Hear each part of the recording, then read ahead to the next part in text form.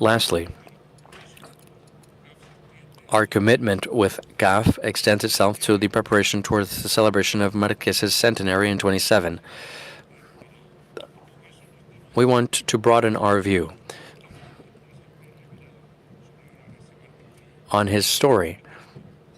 This is also a pretext for us to install or establish a broader outlook towards the greater subjects that have encouraged this storyteller and creator, and that encourage or have encouraged us for 30 years at the foundation of being pledged to CAF, so that we can offer Latin America new visions, so that we can work with new generations, new technologies, new channels, and I would like to underline these aspects that I consider are fundamental. Setting values and the collective appreciation of Marques's legacy. His ideas of humanism seem central. Critical thinking and ethics that can and need to go hand in hand. It always encouraged him. The concept of investing reality in order to create. You heard Gabriel Marquez talking about magical realism. We forget that realism goes first. Marquez was a man that grabbed his stories from reality. He always insisted on that our reality is the greater source, that we need to seek to be creative and transform stories. That power is, it needs to be safeguarded, knowing that stories are fictionalized with political objectives in order to change, meaning they create false narratives in a war of disinformation. So one way or the other, we need to extend this so that the transformational power maintain itself along a constructive path and not a destructive path of societies. That is why we feel that we also need to underline that the subjects to culture and the role that people like Marquez remind us in Latin America, amidst its political division and all the efforts that are being done in order to articulate integration that may help us to position ourselves and have more clarity in a new global scenario that seems more confrontational, as it is being noticed in these days with the first actions from the new U.S. government, and also the clarity that we are living changes in geopolitics and commercial trade. Latin America needs to find a way so that fragmentation, or the fragmentation that has characterized its political relations, not extend or become a factor that may deteriorate its possibilities to develop and advance. Bear in mind, we're still joined by two sister languages, Spanish and Portuguese. We're joined by a past that has a lot of elements that are gatherable in different senses.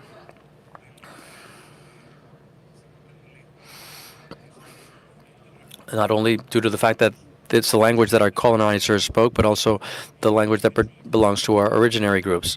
The fact that our culture provides a space for us to build through music and sports and through gastronomy, through so many things. Meeting points and identification points. I think that we need to use our culture at the most so that we can encourage this process to integrate Latin America. Lastly, there are two other elements that are worth mentioning, and they involve the educational dimension of our practice, which Marquez developed and conceptualized. It's what we apply at the foundation, workshops and experimentation work, to learn by doing and seeking innovation as a result of practical experiences. Therefore, the foundation, yesterday and throughout the last 30 years, will continue doing this, different efforts.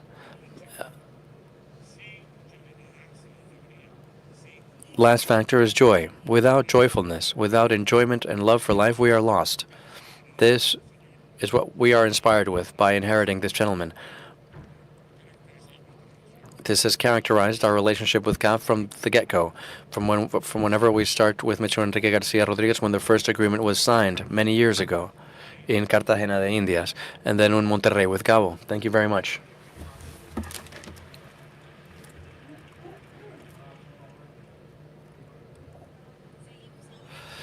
We now continue with Lucrecia Cardoso, director of the observatory at Info at Argentina de Info Comunicacional. Good afternoon, everyone.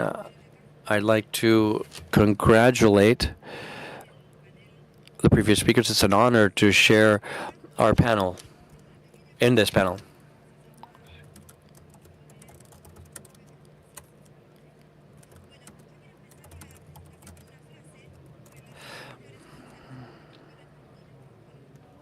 I'd like to start with an intellectual from Argentina that was the director of our National Library. He said that culture is the secret that sustains everything that is, including the economy.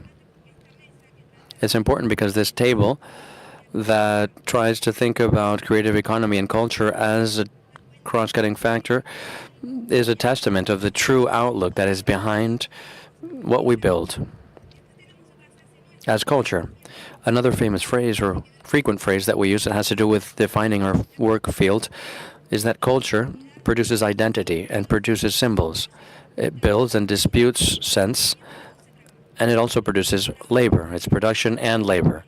That is the area or the field that we work in.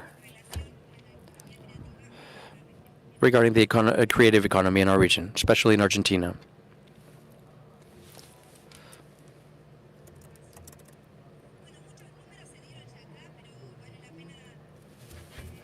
We've seen a lot of numbers here, but I can repeat a few. The creative economy is yielding good news in terms of its growth and regarding creating employment and exporting goods. Within the region, we talk about 12 or 6%, depending on the country, but as for world GDP, like Angel said at the beginning, we're reaching 4% in employment,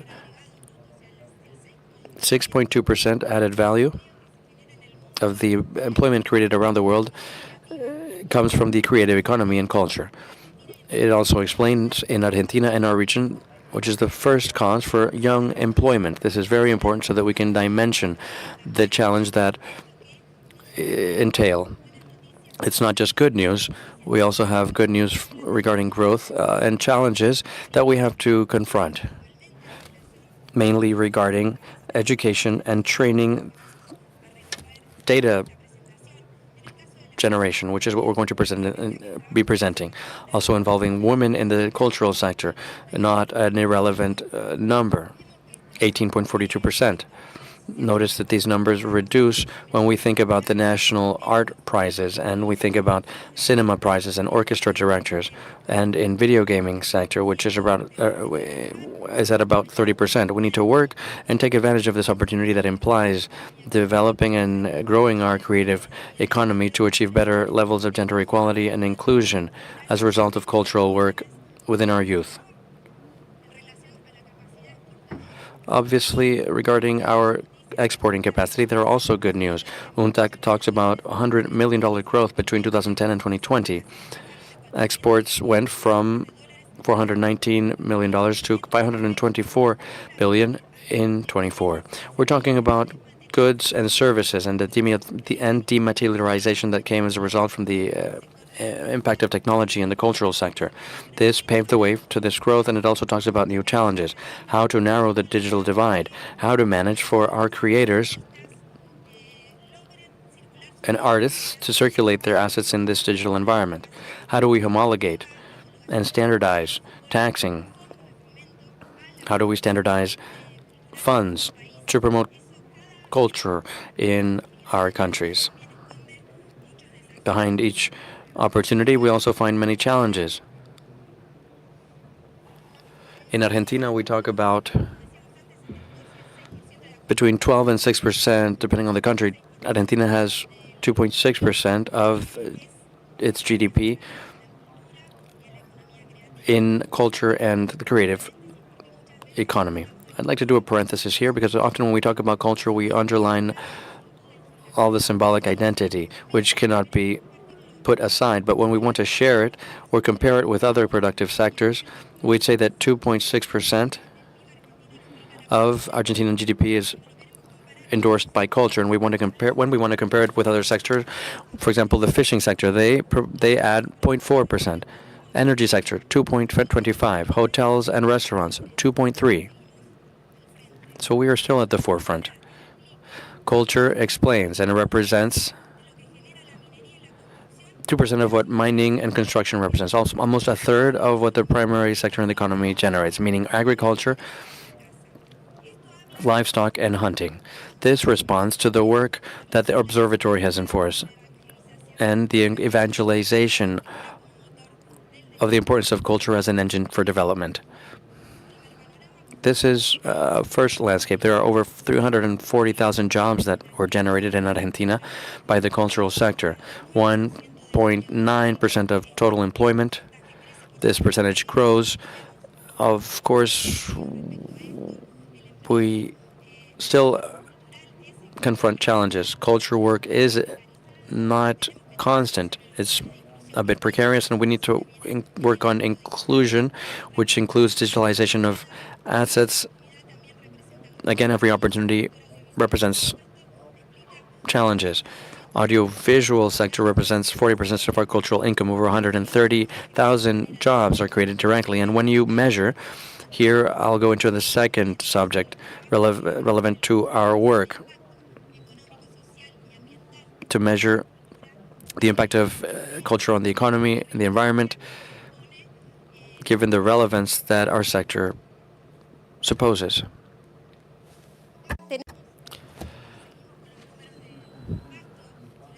Numbers from impact that result from digitization. Cultural exports in Argentina explain or $340 million a year or are endorsed by it.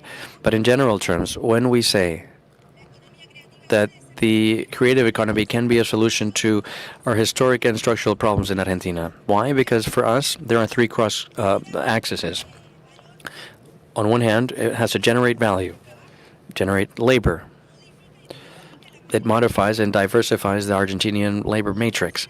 And it represents a solution to since it has the potentiality of being exported. We can say this for Argentina, but it can be extrapolated to the whole region. A cross-cutting factor in all our work has to do with data building, data construction. Whenever you approach our chancellor's office or investment offices, they're worried that our commercial attaches seek for business opportunities for the sector in the traditional productive matrix. Agro, the fields, all that is great. We don't want to compete. We want to add value. So we have to get close and ask ourselves, how can we manage to gain business opportunities for our creative industries? This means to put data together. We did an experience with the investment agency called Jornada Cinca with cultural organizations in Argentina. And when they said, perfect, we're going to offer what Argentina has to give the world,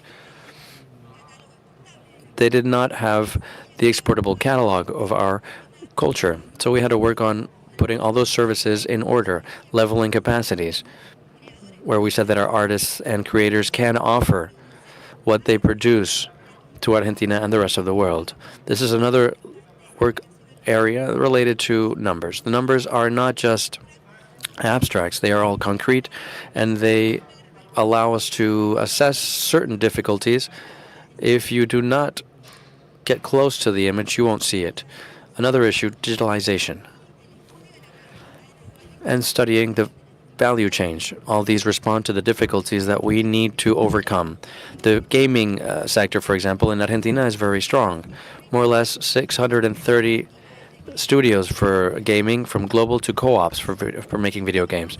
This explains more or less 2,000 jobs for professionals, another 2,000 jobs for non-professionals. But we have over 100,000 youth in Argentina studying careers that are related to the different job profiles within the gaming sector. And we have dozens of thousands that are working via PayPal as software employees for foreign companies. So in the in the gaming sector, if you study the value chain, you'll understand that the productive ecosystem has a deficit in entrepreneurialism. So that's why we have to work and consider the numbers so much, place those numbers in reality, the numbers that are built together between the public and private sector, and a response in agreement with the need of each sector and each business model. Of course. Of course, when we talk about data, we're talking about segmentation. We need about to think about it. When we zoom each sector, we see the needs and the solutions for each one of these sectors. And this is not possible. The possibility of construction of data and maps or policies, we need to measure impact. We need to look at each action. We need to have a measurement. And this takes me to the second topic, measuring impacts. We work especially with festivals and are an industry. We measure impact, of course, economic, but as also social and environmental impact. This talks about circular economy and the possibility of awareness of the impact on environment and for these festivals. This is an example, the province of Córdoba in Argentina. Some of you are aware of this. This is a province that has mainly works in the production of cars, and we compare 5,600 formal work posts. We compare it to, of course, over 10,000 people in informal positions. When you measure the direct, indirect, and induced impact for during the festival to put it together and assemble and disassemble everything, this generates more as compared to the activities of the warehouse of Renault. This infrastructure for incorporation of rights, we to help. It's important to help the youth to become part of this industry, looking at their aspirations as well, their possibility of incorporating their insertion in the workforce. I could continue, but time is up.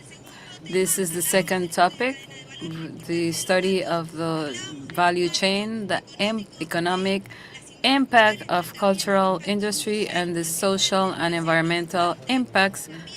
These were also stressed on a lot.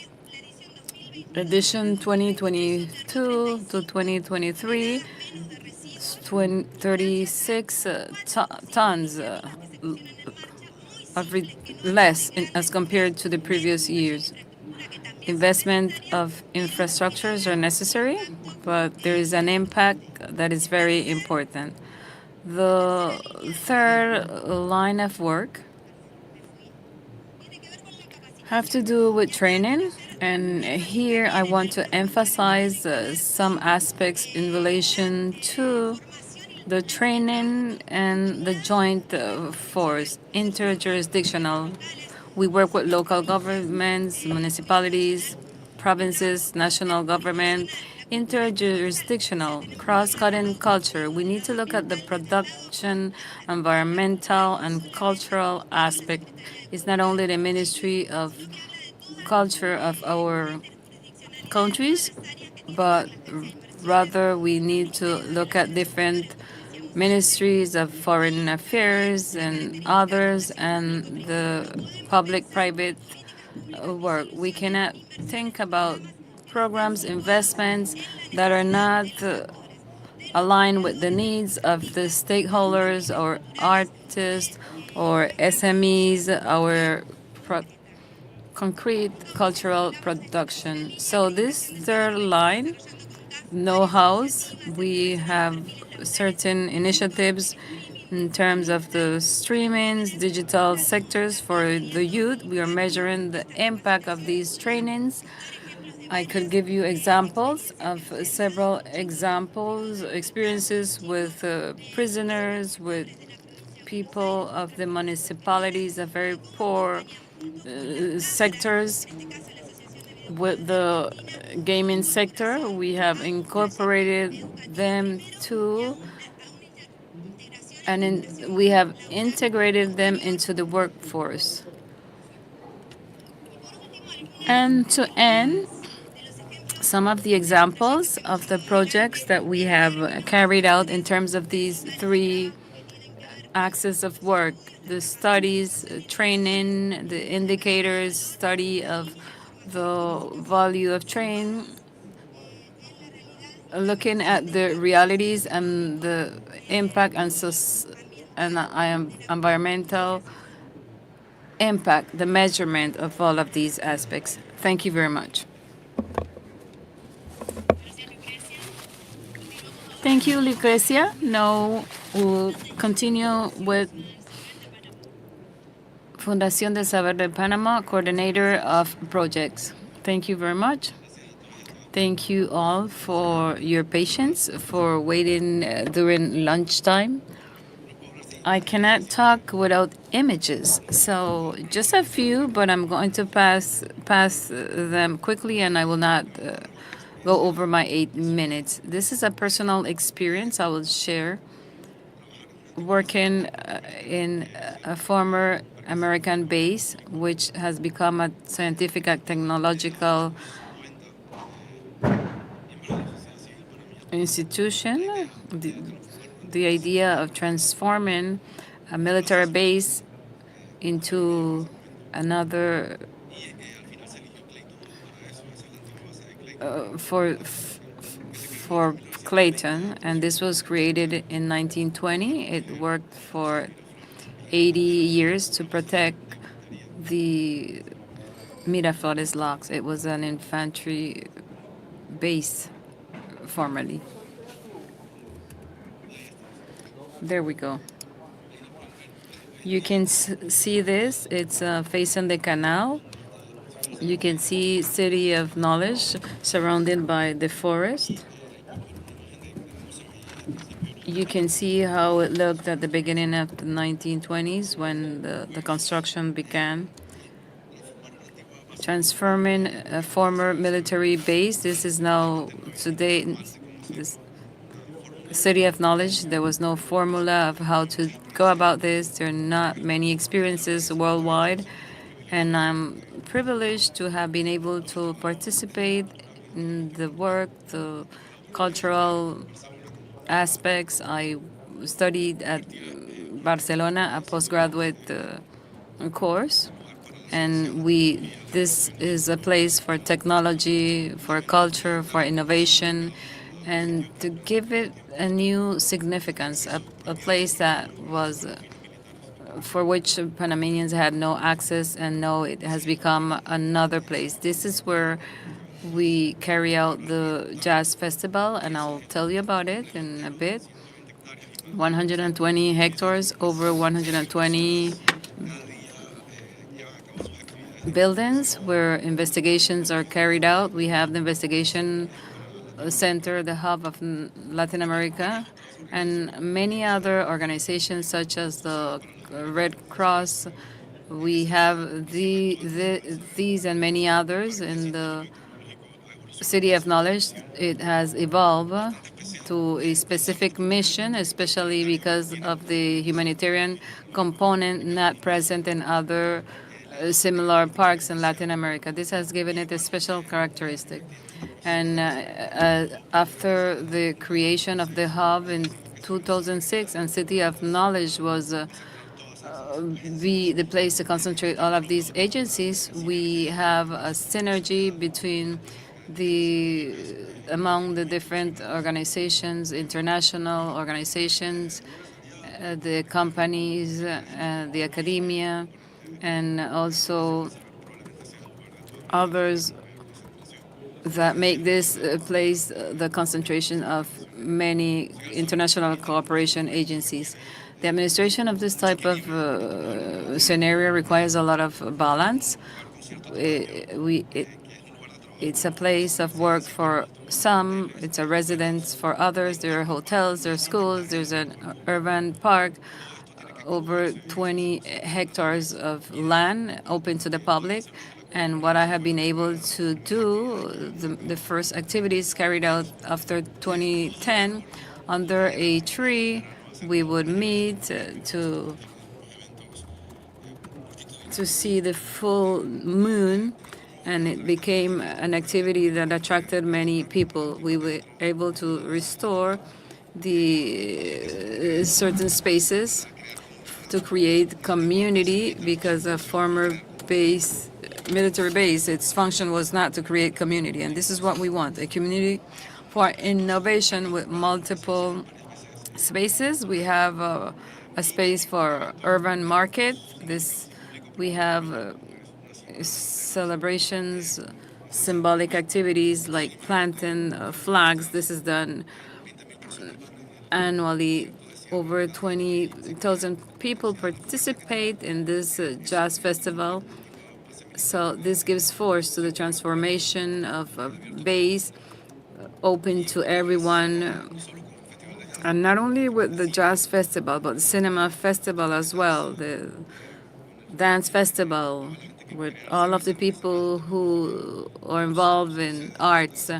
We have been a venue for these events, and all of the festivals in Panama and worldwide have developed educational aspects, gathering not only the professionals of those industries, but also younger people who see the cinema or other arts, music, etc., as a means of revenue.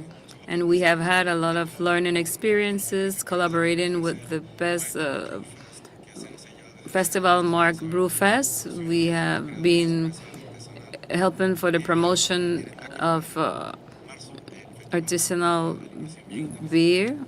We Latin America will be participating in other festivals, over 20 hectares, and we're a lot of agencies and organizations for science, technology, and humanitarian allow us to have forums that are enriching with activities open to the public and for entrepreneurs, and exhibitions that we have at different place locations of City of Knowledge. We have a patrimonial story. We the Panamanians are identifying the architecture, urban aspects, the landscaping as their own. And here we can see certain exhibitions that we have promoted. We have a center for historic interpretation where you can see an exhibition on the historic significance of this place from the Panamanian standpoint. And this is available online, whether you want to go in person or virtually. And we have funds to develop projects within our fields. That is the program that we have. And to end, 2 years, 10 years ago, we started to promote with the professionals of the industry the same idea that Panama should go towards a creative economy. And it's been 10 years dedicated to this. And please get to know our publications. Go to our ISU account and go to the social media. I am leaving my contact information.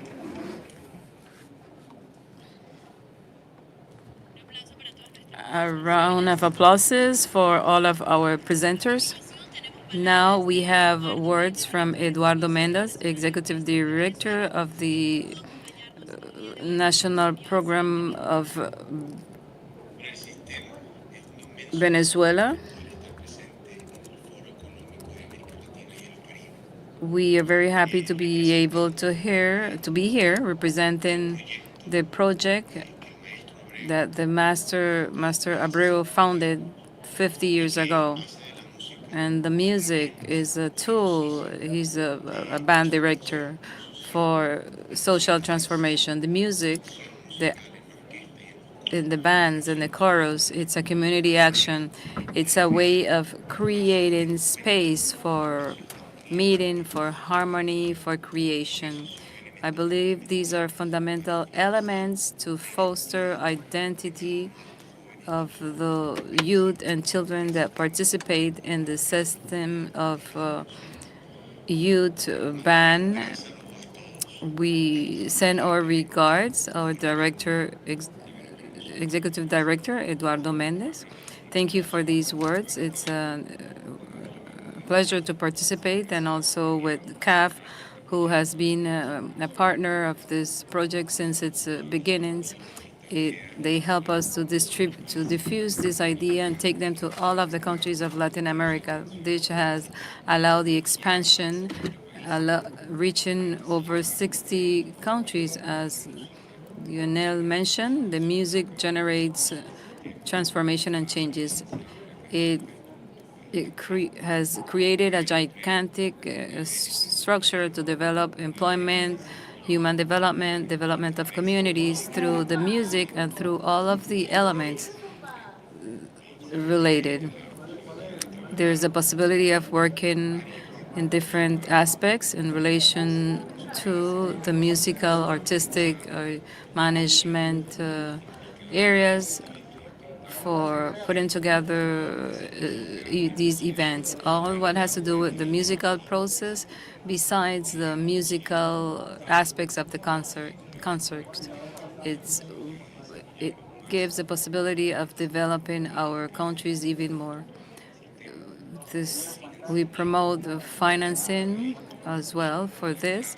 This is the key to continue planting the seeds for the future so that much more children and youth, not only in Venezuela but in the entire Latin America and worldwide, may continue to profit from the benefits of participating in a human development project free of cost in order to continue developing on a personal level. We would encourage you to continue working with the system, with all of the initiatives in this mentioned in this panel. Continue to making music for everyone. Thank you very much.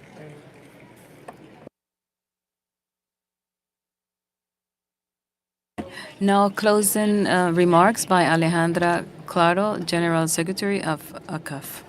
Of CAF. I would imagine that you're all hungry. It's the worst moment to give closing remarks. I would want to underline that the person that we had in the video is one of the main representatives of the Caribbean culture, Mr. Miramel, and he made this video for this forum, and this means that we need to look at culture closely. My message is to my son. When I want to give him a message, I make up a story. I am the general secretary and I have a training as a lawyer and I try to write. I'm not a writer. I think it wouldn't be fair. But while you were talking, I imagined that I could write a story, put together this, and help me to think about it. Imagine a group of people in Latin America, in any country, very sad, very. Can you imagine a population, a community? Help me to think about a name for a group of people in Latin America, very sad. Well, the name Armonía, harmony. So this group of people, they're not happy. And then we have a couple, Jose and Maria, a couple. They arrive, and this couple decide to say, this place is very gray, no color, very sad. What can we do about it? Let's invent a festival. Let's put together create a city that will be different. And they think about bringing music. As Gustavo Dudamel stated, what if we bring books? And then people start to take interest. And then they start to participate. And then they bring art. And then they bring all of these artistic things that you may imagine. The community, when they see a lot of beautiful things, a lot of moments, they decide to start to paint the walls of the community. And people start to go sell different things, empanadas, or different umbrellas because sometimes it rains, and everyone starts to have life in this community, the name of which is Armonía, harmony.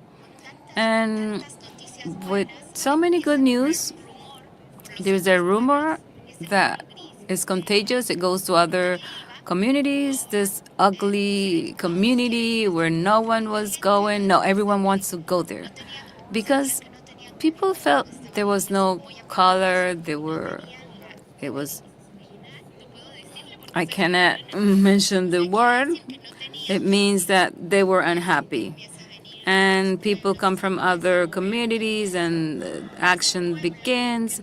And that community that began with a beautiful name, but it was gray, they start to change. And it starts to give life to its name, harmony. And with this story, I want to tell you, if we see culture and we start to paint our countries and our cities with creativity, things that are so beautiful, such as the festivals, the books, the arts, the know how, audiovisual, the cinema, and all what we can show you, we can turn this beautiful region and we can also call it harmony because definitely that moves people. And for us, for CAF, the International Bank of Latin America, that's the difference. That is why we support culture. Thank you.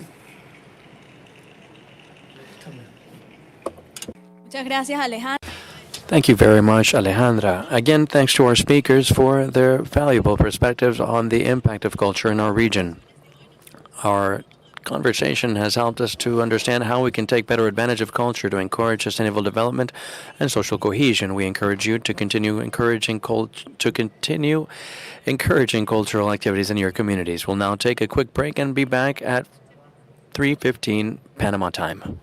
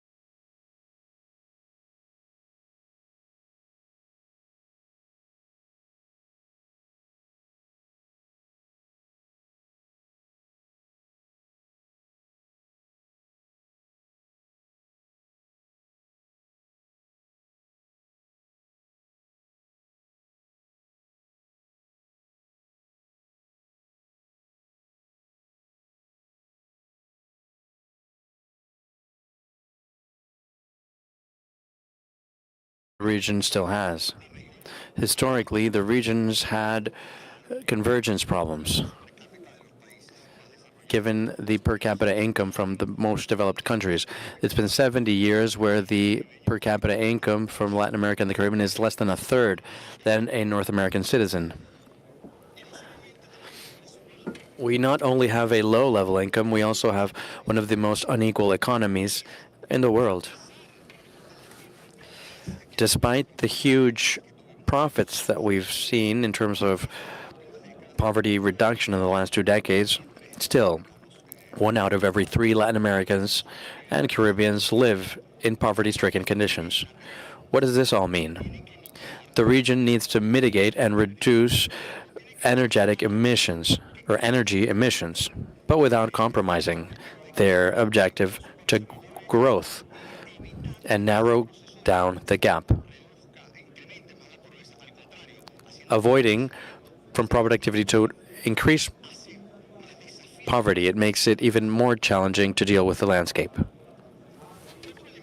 Another distinctive element to our region is the importance that fossil fuels play. In this energy transition period, one of the other sides of the coin is that the energy economy is going to lose dominance or importance. And for a lot of the countries in the region, the fossil fuel industry is very relevant. For countries like Trinidad and Tobago, for countries like Bolivia, the fossil sources or activities related to the fossil fuel economy represents more than 10% in terms of added value. Colombia, Ecuador, Venezuela, probably beyond 6%, much beyond what that means to developed countries. So the region needs to promote and achieve its development and its energetic transition by losing one of its main levers, which is the fossil fuel industry. Lastly, the other contextual element that we need to bear in mind has to do with the origin of emissions. Like I said, 80% of global emissions come from energy consumption. In some of the countries in the region, this is a bit different, particularly countries in Latin America. A bit more than half of the emissions in this region does not have a relationship with energy consumption. More so, it has to do with deforestation. Countries like Brazil, for example. So these countries have that dual challenge of mitigating the energy sector, which is what we touched on in the book, but also mitigating the non-energetic component, which has its own instruments, a subject that we touched on in last year's report. Given these contextual elements, we can ask ourselves the following question. How is it possible to grow and reduce emissions, or decouple? That's the term we used in the book. The first answer, even if it's just in the accounting field, has to do with an identity, the Gaia identity, for those of you that know it, and it says that emissions at a certain point are the product of 3 factors. Emissions times product unit times GDP and population.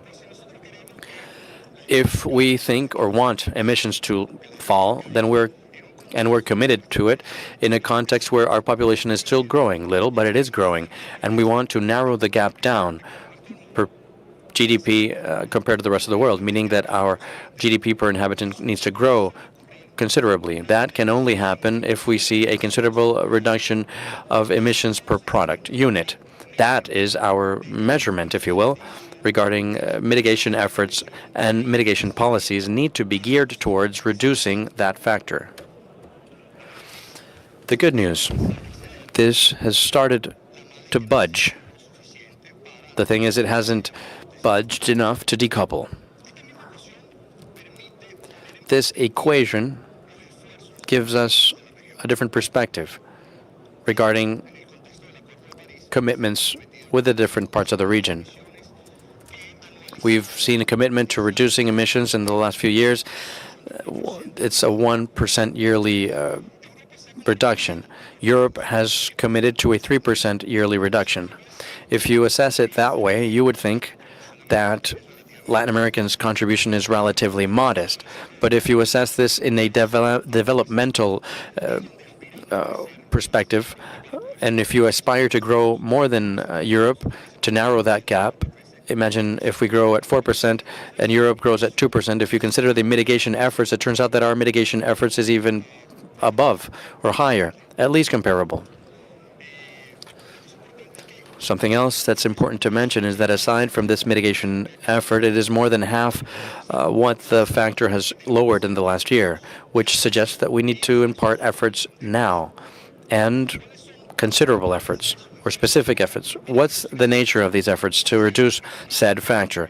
We need to deal with two greater measures. One is how intense emissions are arising, calculated per each energy unit. That has to do with how clean our offer is. So you have to come up with clean energy proposals. The other factor that discards this is energy efficiency. How much energy do you consume per created product unit? In those cases, energy efficiency is a key factor. Therefore, it is important to take actions from the side of demand. A lot of what the report discusses is what are the actions for supply and demand that allow us to reduce emissions per product unit and encourage decoupling. When you assess the importance of how emissions are composed, it makes it clear that we need to work both on supply and demand sides. In Latin America, a little below most emissions are produced by final users. In Panama, that number is a bit higher. That's explained by the transport industry. But the supply component is also very important in both examples. This suggests the need to work in both fronts. So let's assess what resulted from the conversation in these two fronts. From the supply standpoint, a first work line can be associated to the existence or presence of fossil fuels still. Nowadays, fossil fuels represent 80% of our energy matrix. Although this is going to be reduced considerably in the next 30 years, it is also true that we need to start reducing emissions now, in a context where fossil fuels still play an important role. So the first element that we need to address here is to correct inefficiencies that we have in the use of fossil fuels to produce energy. For example, in the report, we studied losses associated to generating and transmitting and distributing energy. Turns out that those losses are at around 65%. And it is true that a lot of those losses are inherent to the process of generating and transmitting energy. The international benchmark of comparison allows us to infer and affirm that there are efficiency problems within the generation infrastructure and the transmission infrastructure, things that need to be fixed, and would allow us to reduce the environmental impact, the emissions impact, and related to fossil fuel consumption, similar to the consumption of fuel and gas. Gas production is closely related to emissions that are not regulated, and it also involves bad practices. Those types of problems can be resolved. The other pillar within the fossil fuel context presence has to do with the use of gas. Not all fuel has the same content of carbon per energy unit delivered. Gas is one of the cleanest ones per product unit. It offers around 20% less impact in terms of emissions compared to carbon and gasoline. To put these numbers into perspective, if we were to substitute half the use of carbon and gas for liquid gas, we would have reductions that are equal to 65% of our commitments based on the Paris Accord. Not a small number. Aside from that, using liquid gas as a transitional means, it would allow countries that are rich in this resource to finance their development process.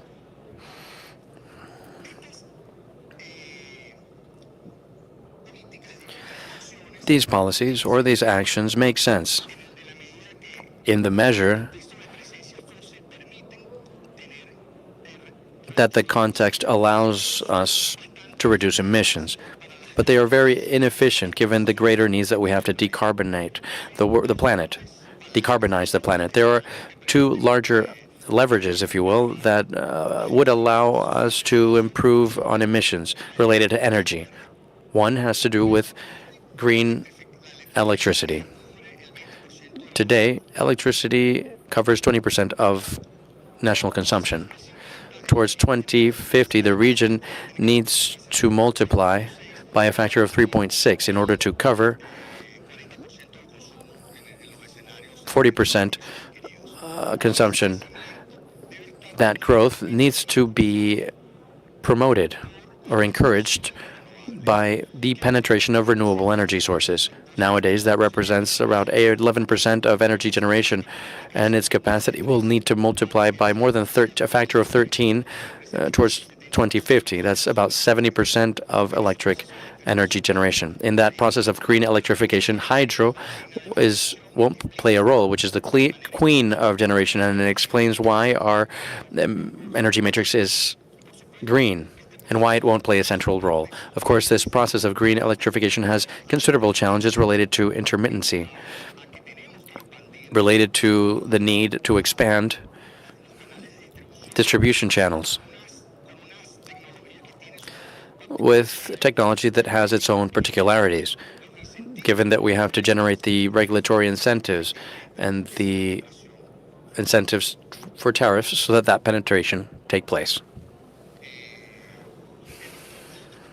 The other component of this green transition has to do with the penetration of clean biofuels. 60% of the resources here, 60% of the supply of energy is going to be covered by fuels that need to be clean. We have two options. One, biofuels, and the other are low carbon hydrogen.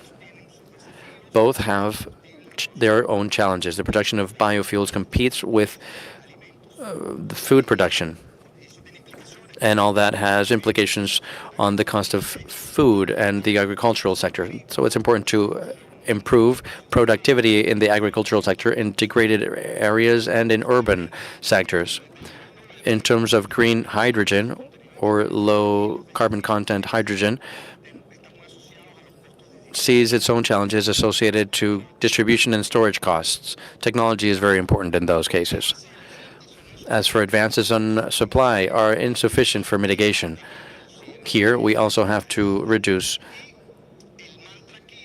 demand. The mantra here is to electrify everything that is possible, to electrify and improve energy efficiency. How this penetrates within the sector will depend on which end user we're talking about. As for the industries that represent 24% of energy emissions, should be underlined that there are three particular industries that consume or emit about 60% of industrial emissions. That is cement, steel, and the chemical industry.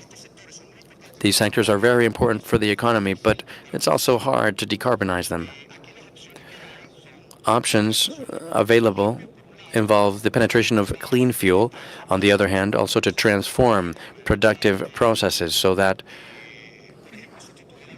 we might be able to substitute some resources that have too much carbon content on one hand, but on the other hand, to introduce mechanisms to capture carbon.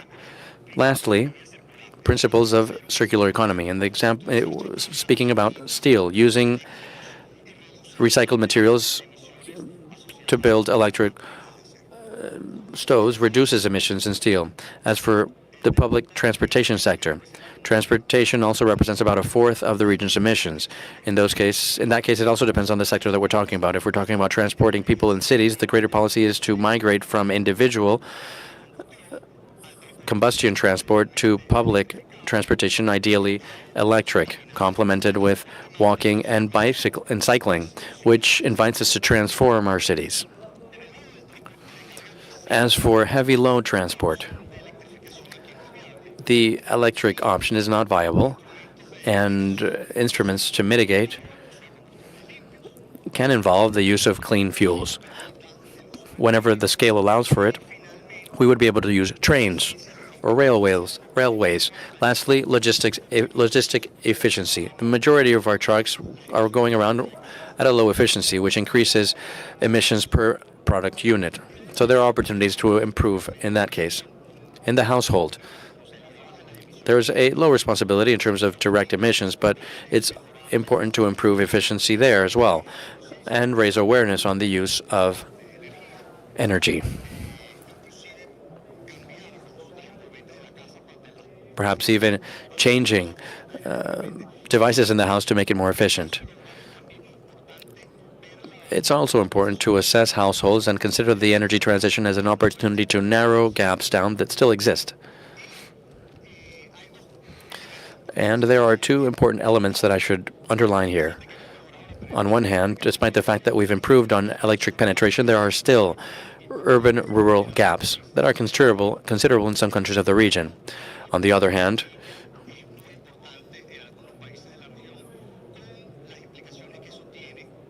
firewood use is still widespread and has a lot of implications on household inhabitants. The book also deals with some cross-cutting elements that, due to the time limitations, I'm going to pass over. Carbon markets that allow us to gather resources for taxation and aligned incentives aiming at improving the cost of emissions, technologies to capture emissions. I've talked about the circular economy and two greater pillars, which involve financing towards the green transition, requires resources, and also to innovate continuously. The emissions that we're going to see in the next 70 years comes from technologies that are still not developed. So it's important to keep the pace with innovation. Now to wrap up. This book recognizes the energy transition as a phenomenon that's going to have a greater impact on the economy beyond supply and demand of energy. There are challenges and opportunities that are cross-cutting. Among the challenges, there are some macro problems that perhaps the clearest one has to do with fiscal impacts and external account impacts that are going to be suffered in those countries where fossil fuels are important. On the other hand, another considerable challenge has to do with the labor market's dynamics. As for the energy transition, a lot of jobs are going to disappear and other jobs are going to emerge. The laboral sector needs to be prepared for this change or shift. Green jobs require different skills, just as we've demonstrated in the report. Something to be cautious about. I don't want to leave without underlining two greater opportunities that the energy transition offers. One, both actually have to do with our abundant natural resource. On one hand, critical minerals. The energy transition requires minerals to transition towards clean energies. Copper, silver. Turns out that these minerals are abundant in the region. So an opportunity that the region has is to develop responsible mining activities, mining that respects the environment and mining that may generate value in the communities where it is found. The other opportunity that this brings about has to do with our energetic potential. The region's energy matrix is relatively clean, and there is a huge potential to develop solar energies and wind energies that would attract certain industries into the region that are interested in creating clean energy. I'd like to wrap up with that message. The energy transition is an unavoidable process. It's a process that is challenging for countries in our region, but it is also a process that brings about important opportunities. We need to do our homework and provide our natural resources with institutionality and a favorable business environment, a task that we still have pending. I conclude. Thank you very much.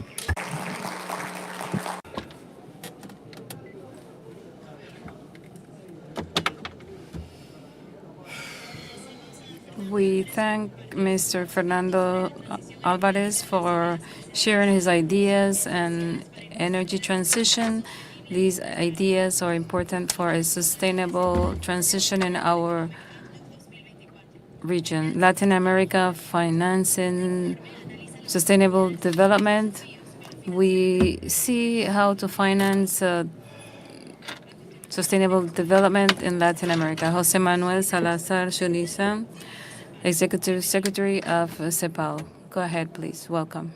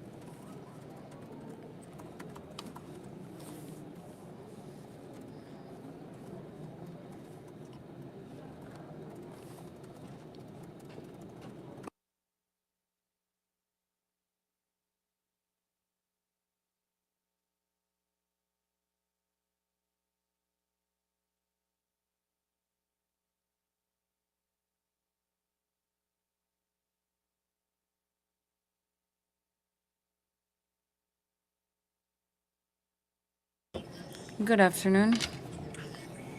I apologize. This was a quick transition from the previous session.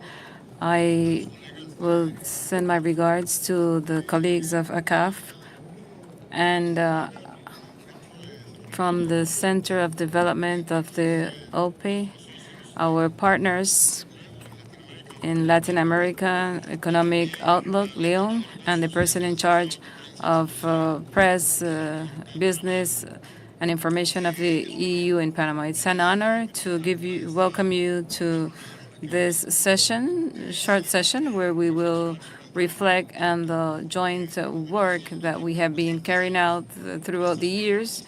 These four institutions, it's a collaboration from 2007. As a matter of fact, the CAF, the European Commission, ICLAC, and the OECD.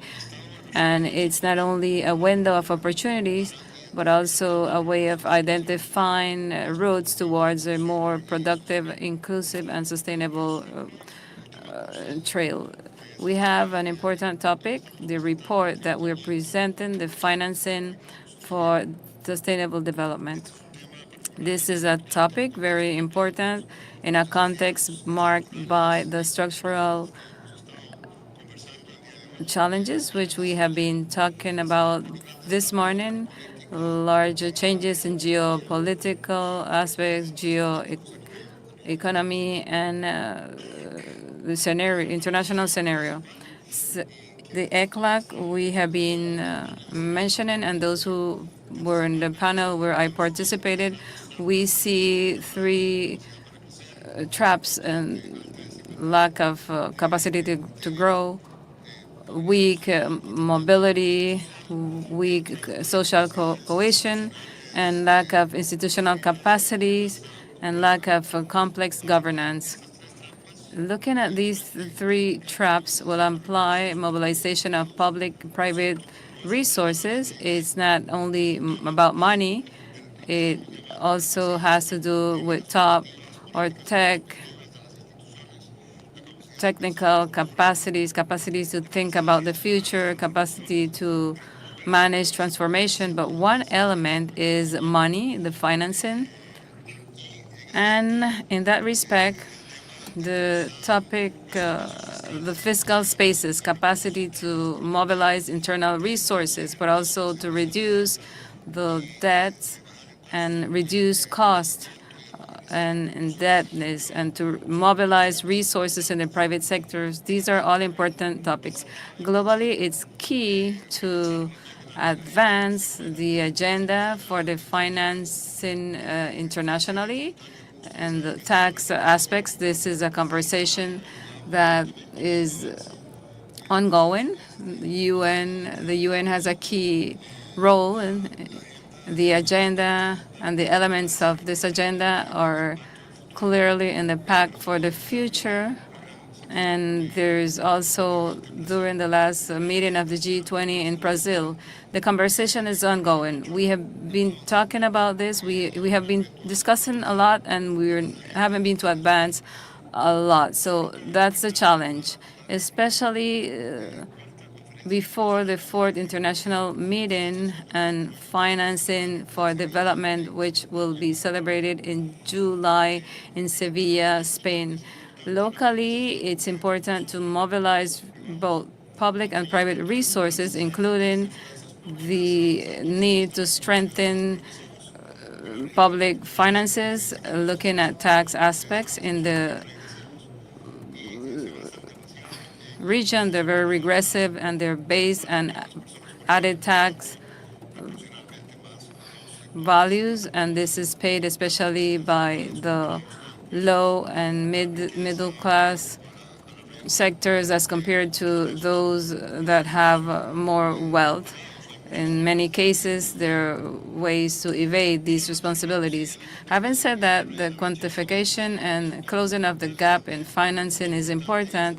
It is also important to focus on the conversation and specific projects and how to finance them, and the agendas to be financed. For this, for example, it is key that our countries and their territories work on productive agendas, including definition of strategic sectors to encourage and foster work and development, having a work in collaboration between the private and public sectors, the academia with cluster initiatives, working and with international experience. It is easy to identify requirements and establish strategies for the different sectors. So we should not be shy, as I said it this morning. And from that collaboration, we get ideas for prioritized projects to foster growth, whether it is for special works, changes, regulations, etc. Alignment of financing with the projects coming from strategic agenda for the productive area, not only locally. We need to work from the bottom towards the top.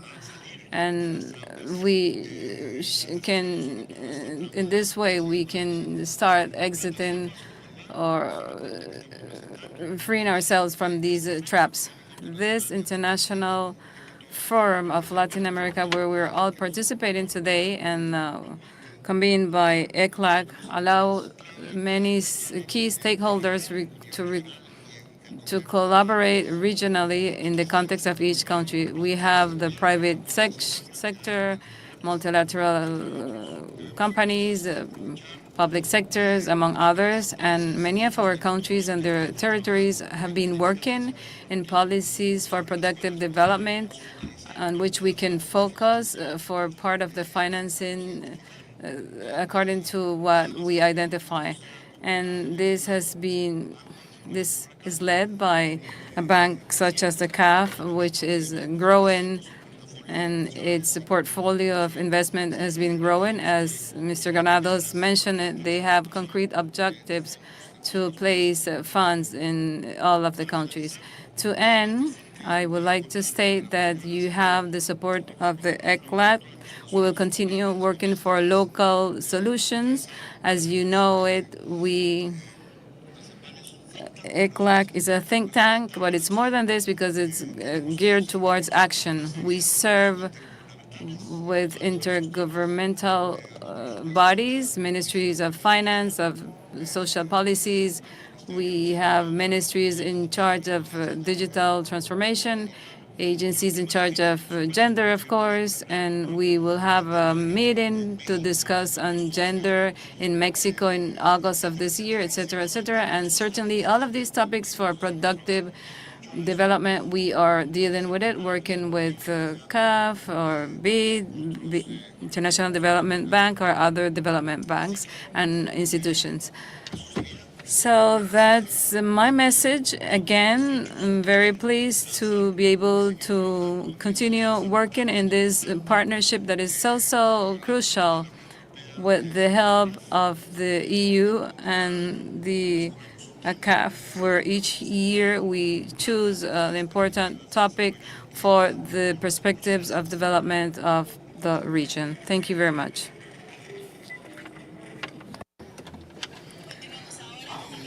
Now, Adolfo Campos, in charge of business and head of information press of the delegation of the EU in Panama. Welcome.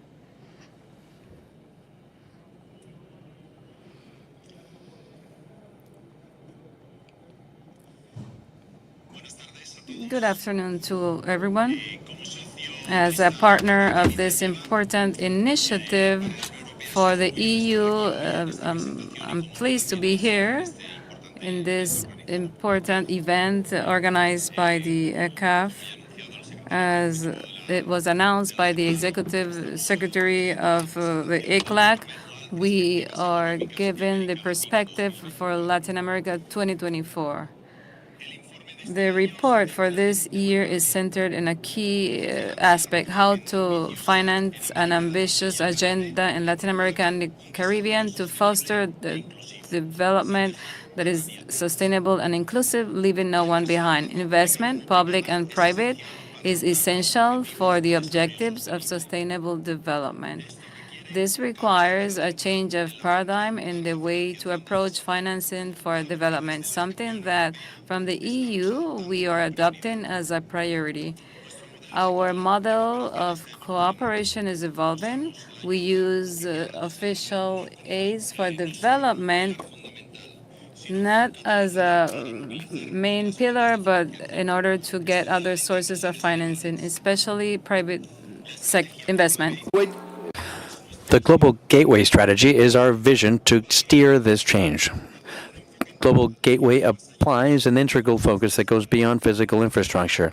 It integrates investments on human capital and sustainable ecosystems. This model is based on principles and in robust associations, or partnerships, better said, working in teams with the European Union members and financial institutions like European Investment Bank, and with credit agencies for exports and with the private sector, under the Team Europe focus. In Latin America and the Caribbean, we've designed, along with our partner companies, an agenda for investing between Europe and towards Latin America for the Global Gateway. This agenda seeks to mobilize up to 45 million euro into the region by 2027 with transformative projects. In Panama, we are advancing on key areas like energy and digital transition, as well as transportation. We also support the decarbonization of the canal, while we work in energy and extending the energy network and implementing in renewable systems in the interior. We also support digital connectivity and digital inclusiveness. These are just some of the samples of the impact of Global Gateway on the country and the region. The report on economic perspectives in Latin America in 2024 provides us with a framework to steer our efforts, particularly onto the 4th International Conference on Funding for Development, which will be held halfway through the year in Sevilla, has been announced during the morning by the president of CAF. The European Union is committed to continue working with all of you in order to surpass the global challenges that we have and advance on the green digital transitions and social transitions that we intend. I thank you for your attention, and I invite you to pay close attention to the presentation that continues under the experts from OECD and CAF. It is regarding the messages that the report has brought. Muchas gracias. A continuación.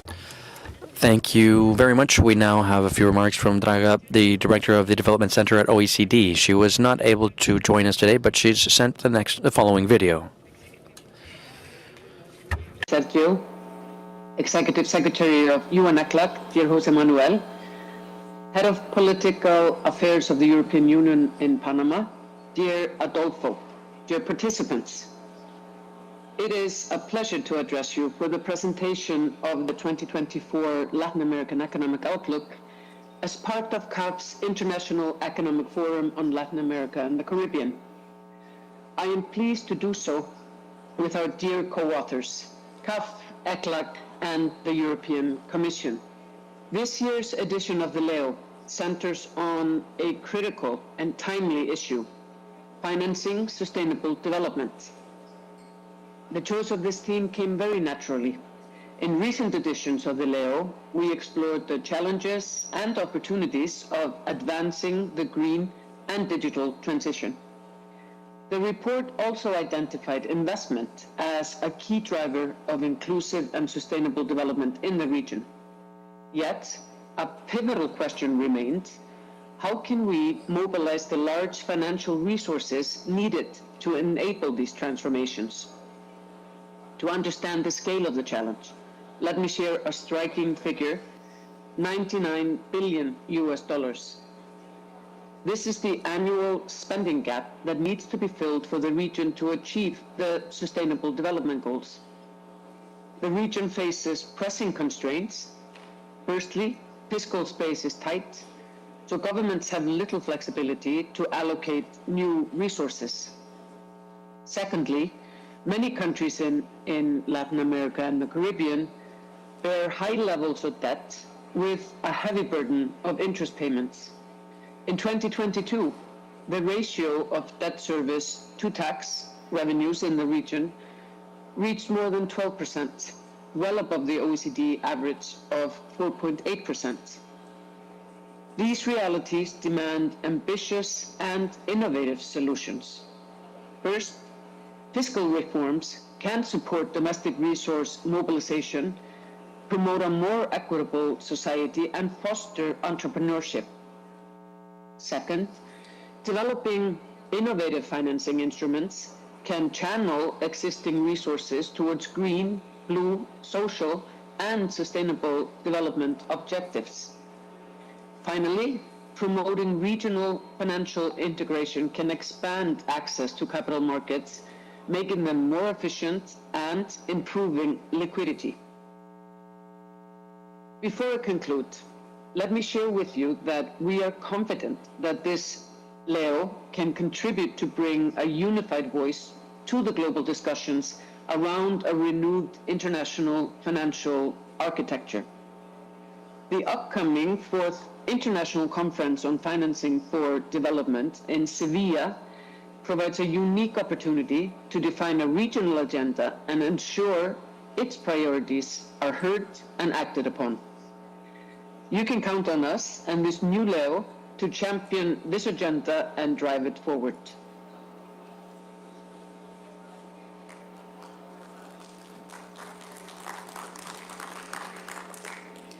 A continuación tenemos palabras de Verónica Frisanch. Next, we have remarks from Veronica Frisancho, Head of Communications from Knowledge Management in CAF.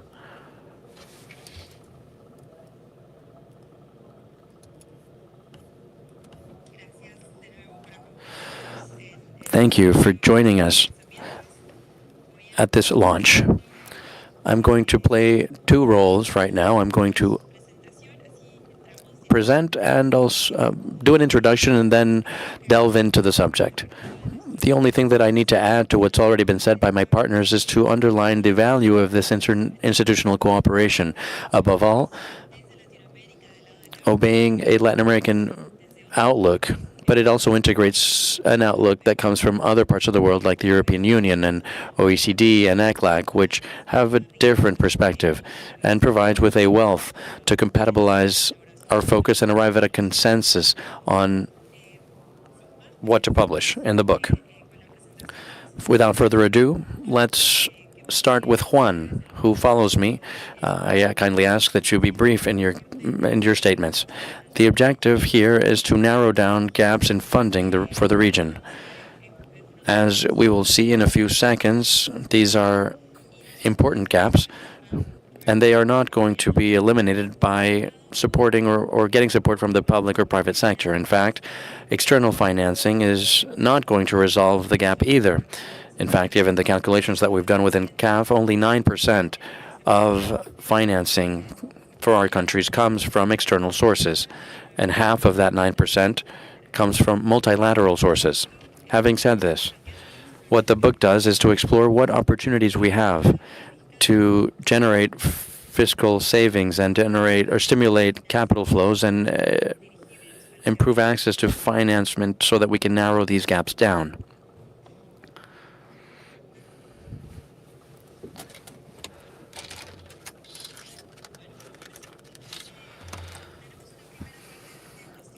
We have the first part of a quick diagnostic done on the region. I'm going to try to go through it quickly because I think that if you've spent the day with us, you've already heard in different ways what the diagnosis that we have for the region, so I won't repeat it. As for productivity, you've heard about that a bunch, and it's not been said in the best terms. What this image tries to show you is the gap in terms of productivity based on OECD. In the 90s, this gap was at 40%. In more recent years, this gap has narrowed down, but it continues to be quite broad. As you can see in our scale, it's at about 1/3 of what OCDE says it should be. As for Latin American productivity, it still hasn't recovered. This downward trend explained mainly by the fact that the region still doesn't have liftoff. Given the current context where we have different transformations simultaneously taking place, it's dragging the previous situation in the region. Otro problema que seguramente escucharon mencionado. Something else that you likely have heard earlier in the previous panels, and we'll continue hearing about it tomorrow, is about informality. Informality is an intrinsic trait to our region. We have very high levels of informality, and it's the counterpart or the other side of the coin when we talk about poor productivity. A huge percentage of Latin American inhabitants live in a household that depend on the informal sector. That's a huge number, and it is only an average because there are countries within the region that have even greater rates. Informality is going to be associated to the capacity of generating economic activities and with less favorable social results. As you'll see in a moment, given the fiscal income that each state has, the financement gap that we mentioned at the beginning, this is also mentioned in the book, is quite considerable in the region and in LAC. To narrow down this gap in terms of funding, it's necessary for us to focus and gear our efforts towards fiscal savings and also making capital flows more efficient and bringing them to the region. The gap that we have in order to achieve the SDGs has been calculated in $99 billion right now.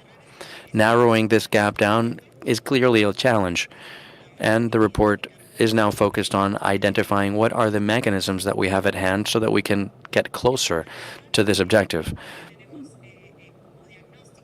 Thirdly, what we've diagnosed and has resulted in some recommendations for policymaking.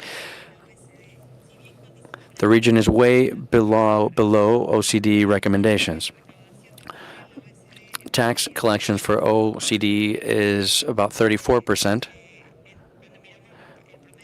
When we consider the average for countries in the region, we're talking about 1.5%.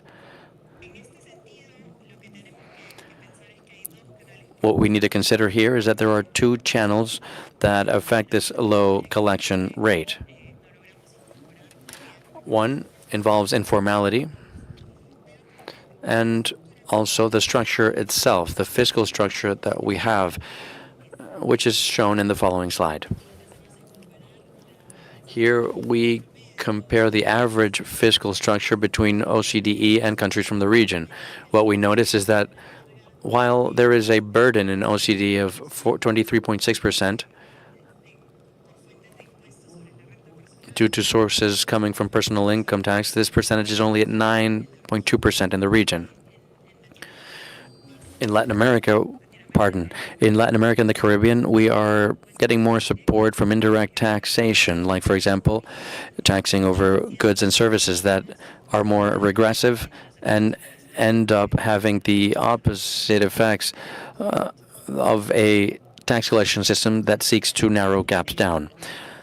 A last point, or final point, that does not help us to reduce the gap in terms of financing is that we confront a huge debt burden that's been expanded even more during the years after COVID. This graph shows, it's an example found in the book. There are other normalizers. We normalize the tax burden compared to education, which should be central in many of our countries. You can see that that doesn't even reach 200% along this axis. It's the ratio. It's one divided by the other without multiplying it by 100. What we see is that the payment on interest from our debt from the central government, for example, in Brazil, is 200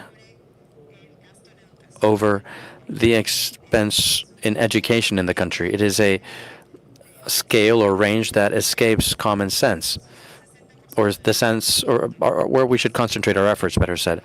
The financement, or the funding that each country collects, 60% goes to paying debt off. So it becomes hard to attract investment since we're paying interest instead of focusing on narrowing social gaps and economic development gaps down in the region. Along those thoughts, improving tax collection is an important effort beyond improving efficiencies, which have also been mentioned throughout the day. These two graphs show what we are trying to capture. Expense efficiency, how much corresponds to current expenses and capital expenditure. What we notice is that capital expenditure is minimum compared to current expenses in the country. Aside from that, we also have the opportunity of working on reductions in current expenses that, although might be difficult to obtain political support, are measures that gear us in the right direction, like subsidies to fossil fuels in the context of energy transition represent a heavy burden in many countries of the region. We always underline heterogeneity, but in Latin America, we're at about 6.6% of our GDP compared to OCDE, which is at 2.5%. Clearly, this is a action margin intended to reduce deficits in the region. I'll pause at that and yield the floor to Juan so that he can continue with the presentation on the report. Thank you very much, Veronica, and thank you everyone for being here. Veronica has told us and has argumented the need to having greater public resources to finance this development agenda that we've been talking about. The baseline message from this part of the presentation, which I'm going to be sharing with you, has to do with the notion that our public resources are not going to be enough and that we need to have better access to financement in the region, in LAC. It's a bit of an obvious message, but why do we need better access to financement in the private sector? First, because the private sector is going to generate employment. It's going to generate productive transformations. It's going to be capable of innovating and investing in research and development. In the private sector is where we find a lot of productivity capacity. Aside from that, it's about arithmetic. The public sector cannot narrow the gaps that Veronica is touching on. That's why it's fundamental for us to figure out how to favor access from the private sector to funding and how we can attract capital from the private sector towards this developmental agenda. Here are some numbers to illustrate what I'm talking about. Firstly, it's related to access to credit from the private sector, meaning in Latin America, the private sector can access to financement.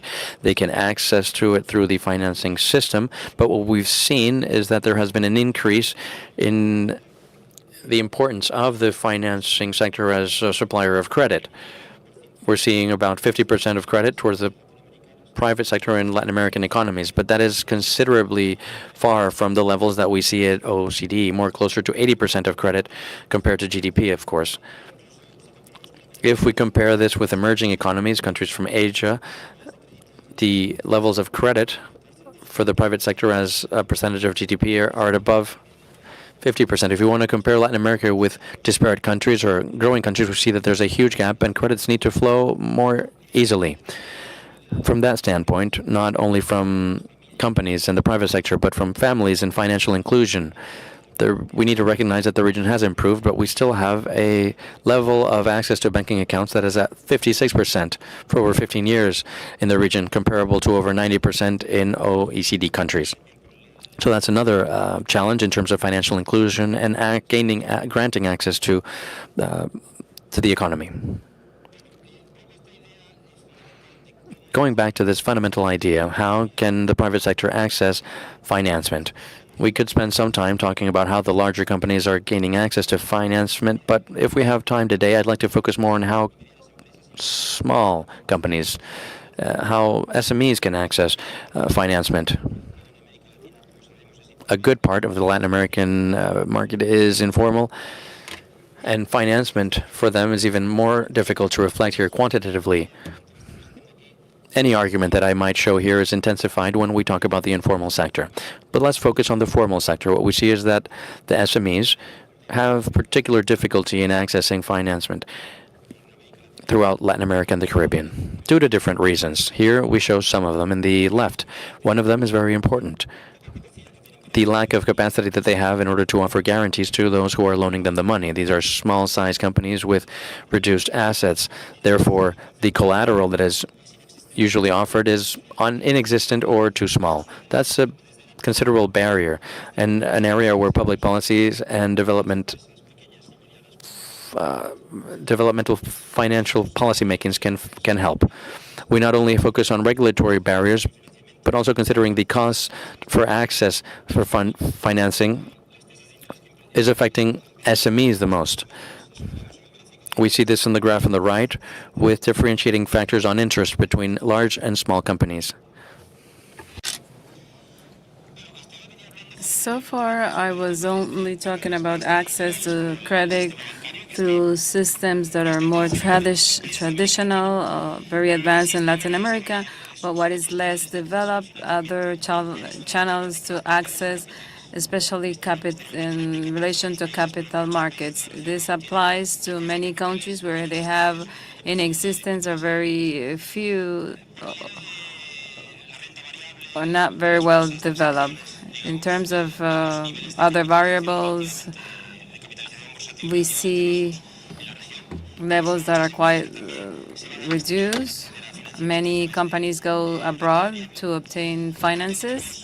And so we have a challenge in that respect, having to do with the size of the companies on one hand, and also the sizes and costs of the markets for this participation. So increase of the size with integration of different markets in the region is one of the proposals for markets.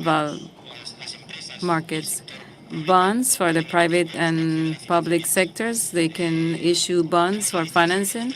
What is the distribution public-private in the local market? The public sector, represented in green at the right side, it dominates great amount of countries in Latin America. It's green. It shows the scarcity in many countries. I'm talking about local markets. We need to develop local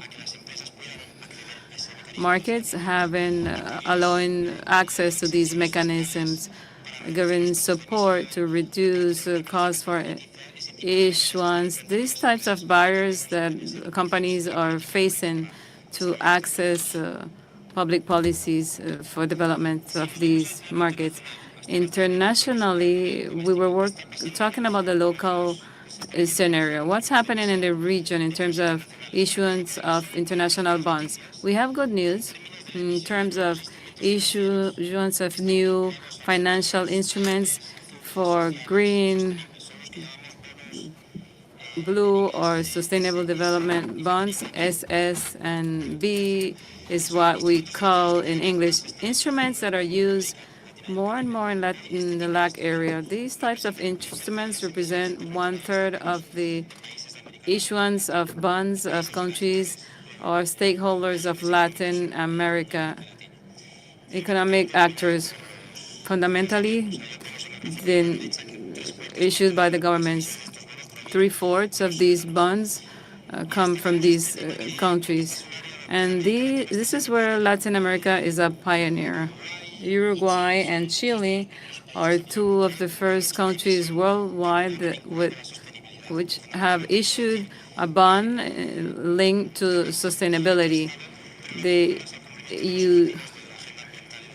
you use them more for environmental and aspects and sustainable development. What are some recommendations to develop these markets? Basically, to have regulations among the countries, green taxonomy for verification that these resources are used for the objectives established, and to generate markets that are integrated and harmonized for these instruments. I am finishing, and now I will move on to an argument and message that has been repeated by many colleagues, and not because of that I should not insist on this.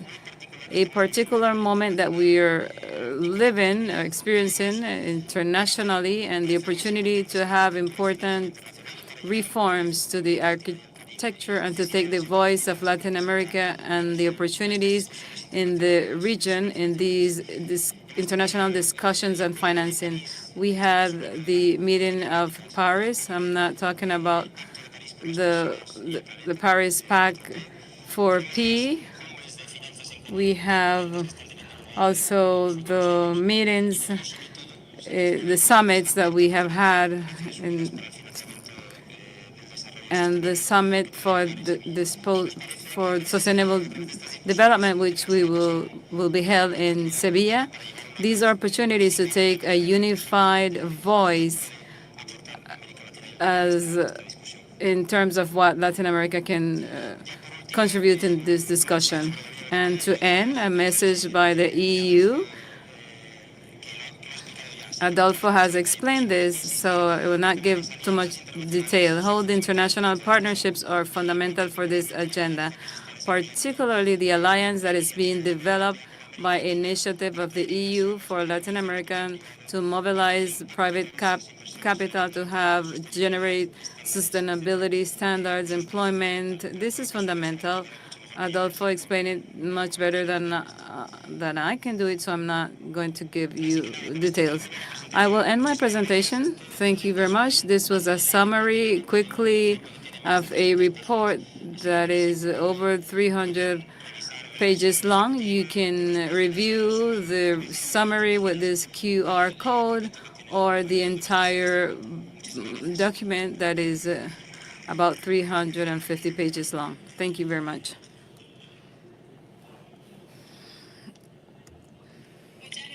Thank you very much for this valuable presentation. We hope that this report will be a great tool to guide our actions towards a more sustainable and prosperous future. We have more capacities to launch the growth in the region, where we will explore how the development of capacity can be an engine for economic growth. Pablo Rolando, executive from CAF, and Soledad, executive from CAF, and Soledad Gomez, training and development from CAF.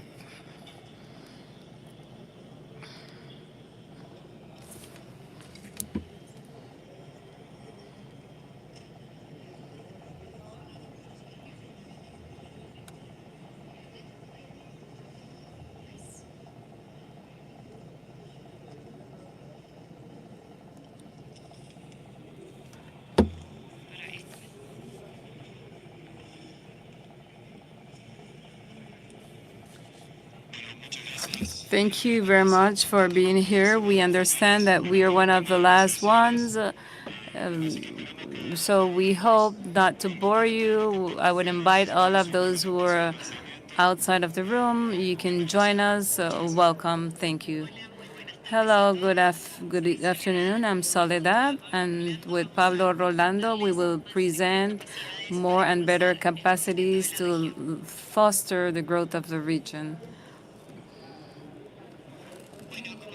As you all know it, growth of the GDP worldwide is unequal. North American, Asia, and Europe are leading economic growth of the world, and particularly the GDP of Latin America and the Caribbean is below that world growth. This means that our region has less capacity to generate wealth. Between 2014 and 2023, the average growth was 4.9%, less than half of 2.3 registered in the 80s, known as the decade of loss. The low figures were registered in the last 10 years, but it's also a trend of these that we see nowadays. According to ECLAC, this low capacity to grow is due to three factors: productivity, that is decreasing, very few investment, and insufficiency in human resources or capacity. We're mentioning some difficulties in 2015. We had specialists that review this. In 2015, we had a case in India in 2001. India government had efforts in education to encourage public education in rural areas in India. They hired teachers. They reformed methodology. The government did not contribute a lot. There were lack of motivation, capacity of teachers to reduce by 48% the absence of teachers in rural areas. What this report of 2015 is telling us is to have effectivity, we need four pillars: an effective system of public purchases, interactions that are sustainable between providers and a public, we monitoring and evaluation, and above all, we focus on a bureaucracy of quality. And this means have public servants where, and many of you are part of these sectors, that are trained, that are licensed, honest, and that are motivated. And this last component or element for effectivity is we need to trust ourselves. The company with high levels of training, they have up to 20% more possibility of implementation of their public policies as opposed to those countries that don't invest in training their leaders. From CAF, a multilateral bank of development, we believe in this tool, training as a tool for change. And that is why we've been working over 20 years, working together. We've offered training to public servants, to public leaders, to the public and private sectors, to the civil society. We believe that training is one of the means, important tools to achieve impact. In 2001, we implemented trainings, including seminaries, courses, NOOCs, MOOCs, programs, and now we have over 150,000 persons who have trained with these courses over the region, throughout the region.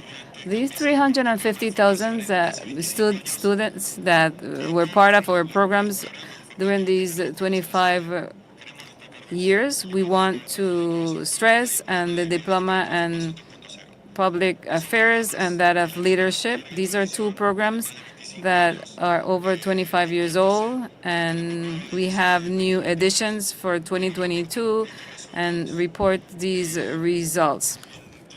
In 3 editions of these programs, we managed to become the number 1 in LAC for governance, leadership, and innovation. We have 26 universities from Mexico to Argentina, all the Anglophone area, Spain. We have English, Spanish, and Portuguese language for courses. More than 35 persons have. We have over 468 students graduated in the entire region. And we have students in 22 countries of CAF. Now we're 25 countries, and in 22 we're present through the 26 universities that are partners. We have public servants, ministries, mayors, legislators, deputies. We have environmental leaders, community leaders, environmentalists, and a lot of youth. The youth among the youth have been trained as well. This, our partners in the region, this is what they look like.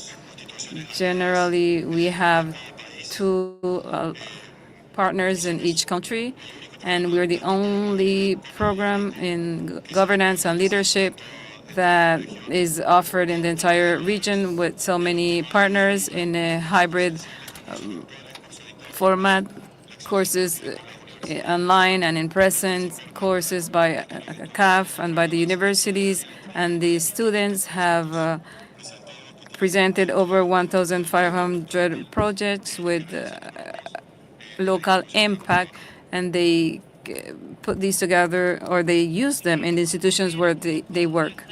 We can see the information on the students. We see Peru, leader with the most higher number of graduates, 56% of females. The average age of our students, 26 to 45 years.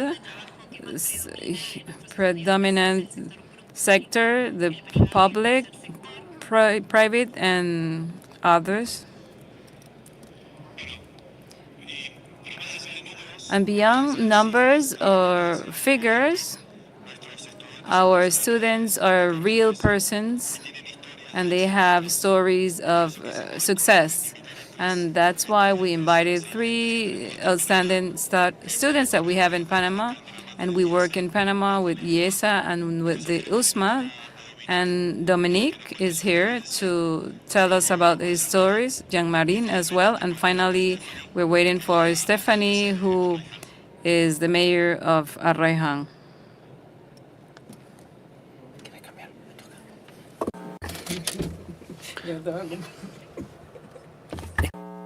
Muchísimas gracias por la invitación.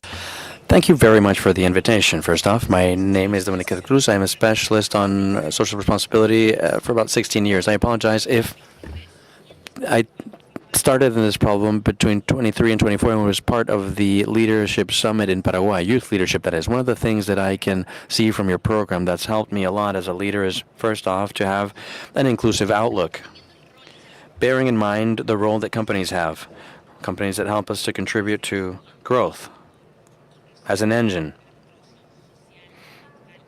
They contribute socially, environmentally. As leaders working with the agricultural sector, this inclusive outlook was a key part because it helped us to continue growing and develop, but also continue building with the communities that we're impacting. The other point I can mention from the project involves effective communication and also increasing our emotional intelligence. The other result is an improvement in our empathy, given that all these skills are part of what I personally see from the private sector apply every day. I'm working hand in hand with the agro sector and different cultures, with different ethnicities, genders, and this is all very valuable because it grants us the opportunity to build together and invite everybody to build together the society that we envision. Thank you. Muchas gracias, Dominique. Thank you very much, Dominique. We now invite Jean-Marie. Where is Jean-Marie? We have a very specific question for Jean-Marie. It's related to this launch. That is, what capacities did you achieve in the diploma, and how did they help you in your professional growth? But how do you think they help Panama's economic growth? What is your added value, or the added value, when you took the diploma degree? Thank you for the question. I should comment that I have graduated twice. In 2017, I took the leadership one, and then in 2022, I graduated from the diploma on governance and public innovation. I'd like to underline the important or crucial impact. I should underline that I brought a rough draft of what I wanted to read you so that I wouldn't miss any details. Dominic has a better memory than I do. I would like to underline the crucial impact that professional capacities have on building truly transformative initiatives. Continuous education not only allows us to improve our technical skills, but it also provides us with a strategic view, and a sustainable one, which is fundamental for designing and developing and executing innovation projects within the sector that we are found in. From my perspective, or better said, experience in the public sector as an official when I stepped in to the governance and public innovation diploma, afterwards, when I finished this program, I was a part of the public sector, and I changed my perspective in terms of how to envision what we were doing. I was working on the cross-cutting point between education, innovation, digital transformation, government, and I've been able to be a witness of a lot of the efficiencies. Despite their ambition and potential, they don't necessarily generate the expected impact. This happens a lot when they are not aligned with the real context or with the capacities that individuals have, as well as the process that it seeks to transform. Innovation is not only about introducing new technologies or methodologies. It is about understanding the ecosystem in depth, where these solutions need to be integrated. You have to understand first the people, next the processes, and lastly you integrate technology. This is where professional skills, well-developed skills, set the difference. Having an integral focus that consider political, legal, social, and economic factors allows for projects to not only be viable, but so that they also be sustainable and scalable throughout time. An innovative project, although it may seem disruptive, although it may have all the technology integrated into it, loses effectiveness if it does not respond to the true needs of a population as well as its institutions. Along these thoughts, programs like the Diploma on Leadership, which I graduated from in 2017, and the Diploma program on Innovation and Public Innovation, that is, are key. They encourage leadership with purpose, capable of articulating efforts in favor of the sustainable development of the country and the region. They also promote global competitiveness. This learning space for space for reflection invites us to question traditional models and build impact solutions that are measurable, and strengthen our capacity to manage change in an effective way wherever we are. Today, more than ever, our country needs professionals that understand the importance of innovation with a human focus, so that they may promote changes from collaboration between the public, private, and academic sector, as well as society as a whole. Above all, they should be leaders with a vision and commitment. I am honored to be a part of this community of graduates committed to work on building effective solutions that are aligned to the needs of the present and future times, because innovation does not happen in a vacuum. It happens when we manage to connect talent with knowledge, purpose in favor of a country that advances with solidity and sustainability. So I invite you all, if you're interested in participating and being a part of this community of professionals. Both diploma degrees are worthwhile. If I were to regret anything, believe that it is not taking one of these diplomas or acquiring these skills and knowledge, or to be a part of a greater community of professionals in the country or region. So I encourage all of you that are interested to be a part and complement your skill sets. Thank you for the invitation. Muchas gracias. Mejor venta que esta no hay, así que gracias. Thank you very much. There's not a better testimony than that one. Thank you, Marie. Let's see if we get the mayor of Arraiján, if she's with us. If not, we have to continue. If she arrives, we want to hear from her. from her experience as a public official recently elected as mayor.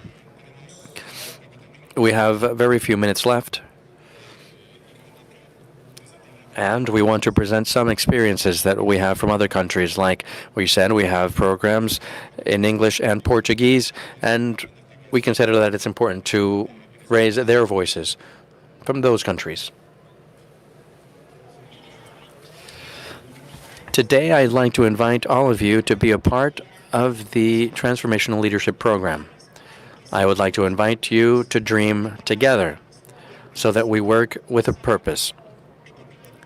And above all, that we have the possibility of making our spaces into safe spaces for everyone. Have you asked yourself if a leader is born or made? Well, to answer that question, I invite you to participate in the training Leadership 2.0, which creates alliances throughout the continents. It's a space where you will be able to learn about leadership integration, and it will grant you the opportunity to know very interesting people from different countries. A great space for integration and for generating support, knowledge, and getting to know each other as a community. My experience was very interesting because I was able to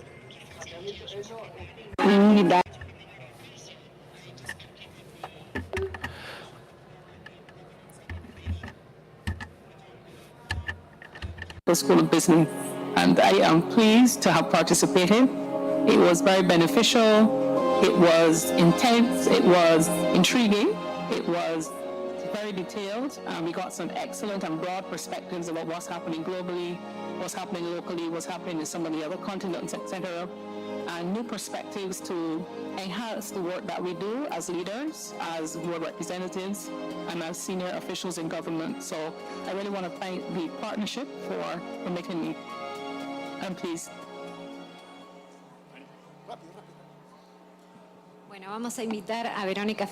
Well, let's invite Verónica Fritancho, our knowledge manager. We are a bit improvised today. It turns out that we just got our special guest, the mayor of Arrejan, Stephanie Peñalba. So we will give her 5 minutes so that she can tell us her experience in the diploma and how she's been able to improve her capacities as the mayor of Arrejan, which is a city next door, and it's the third largest city in Panama. Thank you.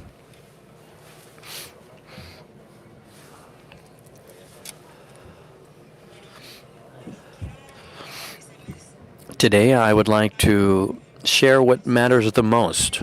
3 of the things that we have learned within our new administration. All this through CAF, innovation in public work. This has transformed the way that we promote governance.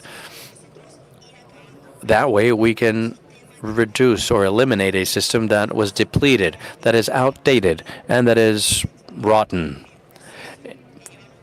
Along this process, which has taken about 6 months already, we've been able to do coordinated and collaborative changes. I learned very well to include citizen participation as well, so the community is involved. That is a cross-cutting factor. It seems as though it is easy, but to generate trust in communities which for over 20 or 25 years have not been included, have not been listened to or heard, is what has allowed us today to generate something that has been lost, which is trust. Trust in the local government.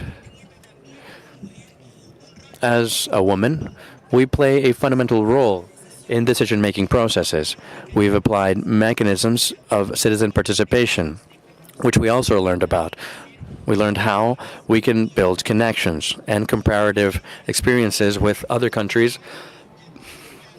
CAF provided us with that so that we can bring successful models to our land.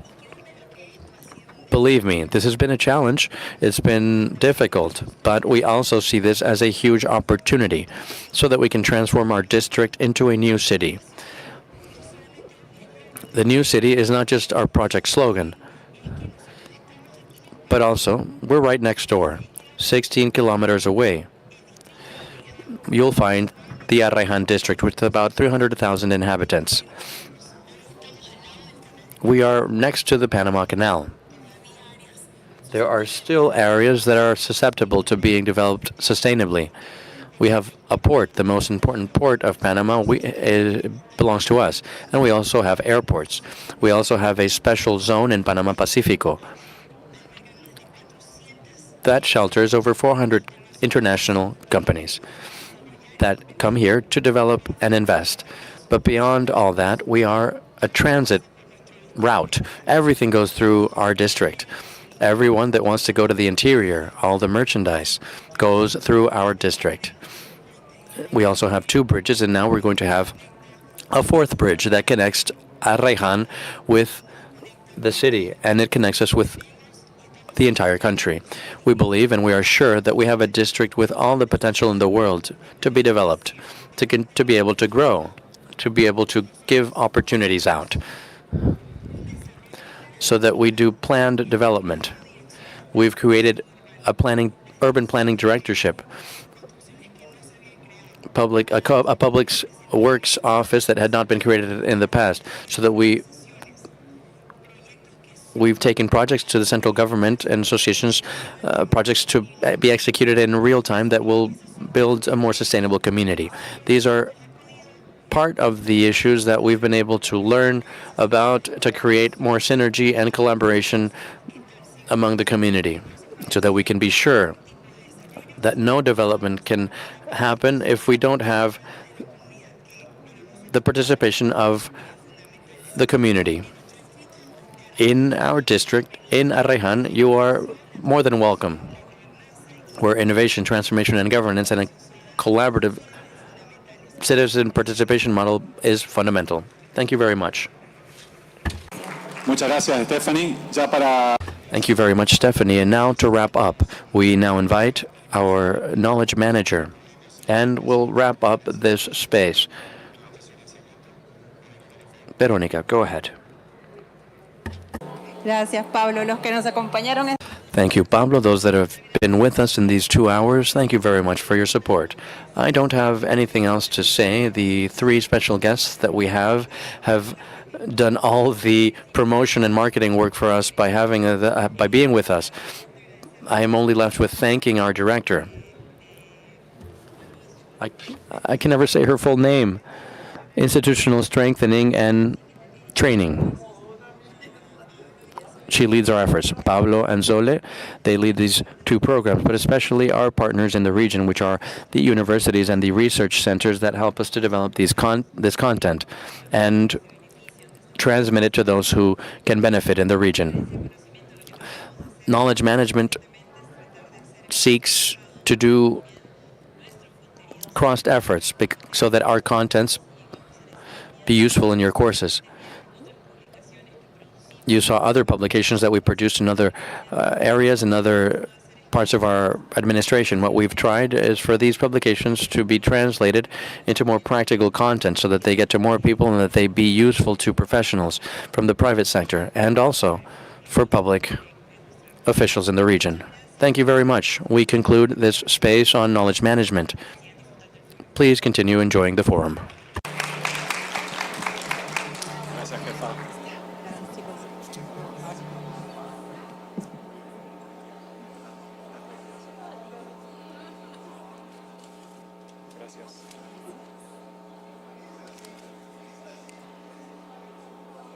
Muchas gracias por los.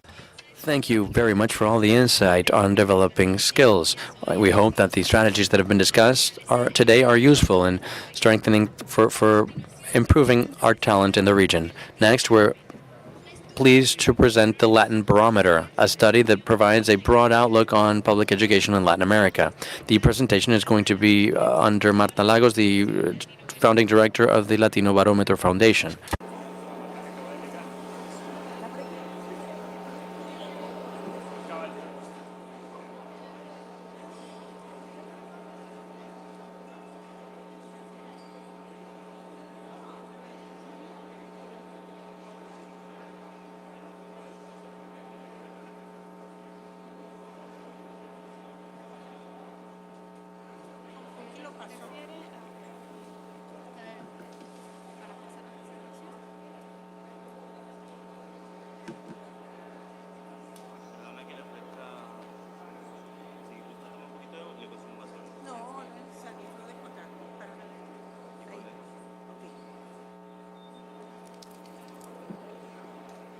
Hola, buenas tardes. Good afternoon. Can you hear me? My name is Marta Lagos. I am the director of the Latino Barometro Corporation, founder of a study that is done in Latin America since 1995. We do studies to get the opinion of people. We monitor aspects on democracy, values, international economy, public policies of the state, and the political aspects of the situation at the moment of the study. Here, I will present the results of the last study or survey carried out at the end of 2024, and this completes a series of 30 years of data since 1995 up to 2025 with over 500,000 interviews. How does this work? Over 500,000 interviews in 17 countries of the LAC area. 17 countries because we had to exclude Nicaragua. Nicaragua is a country that no longer has security and freedom so that the surveyors can ask questions on the streets. Unfortunately, we had to exclude it since the year 2020. This survey studies in Africa, the Arab world. We cover 90 countries of the world with comparable data. And does this work? Yes. We are the region, the happiest region of the planet.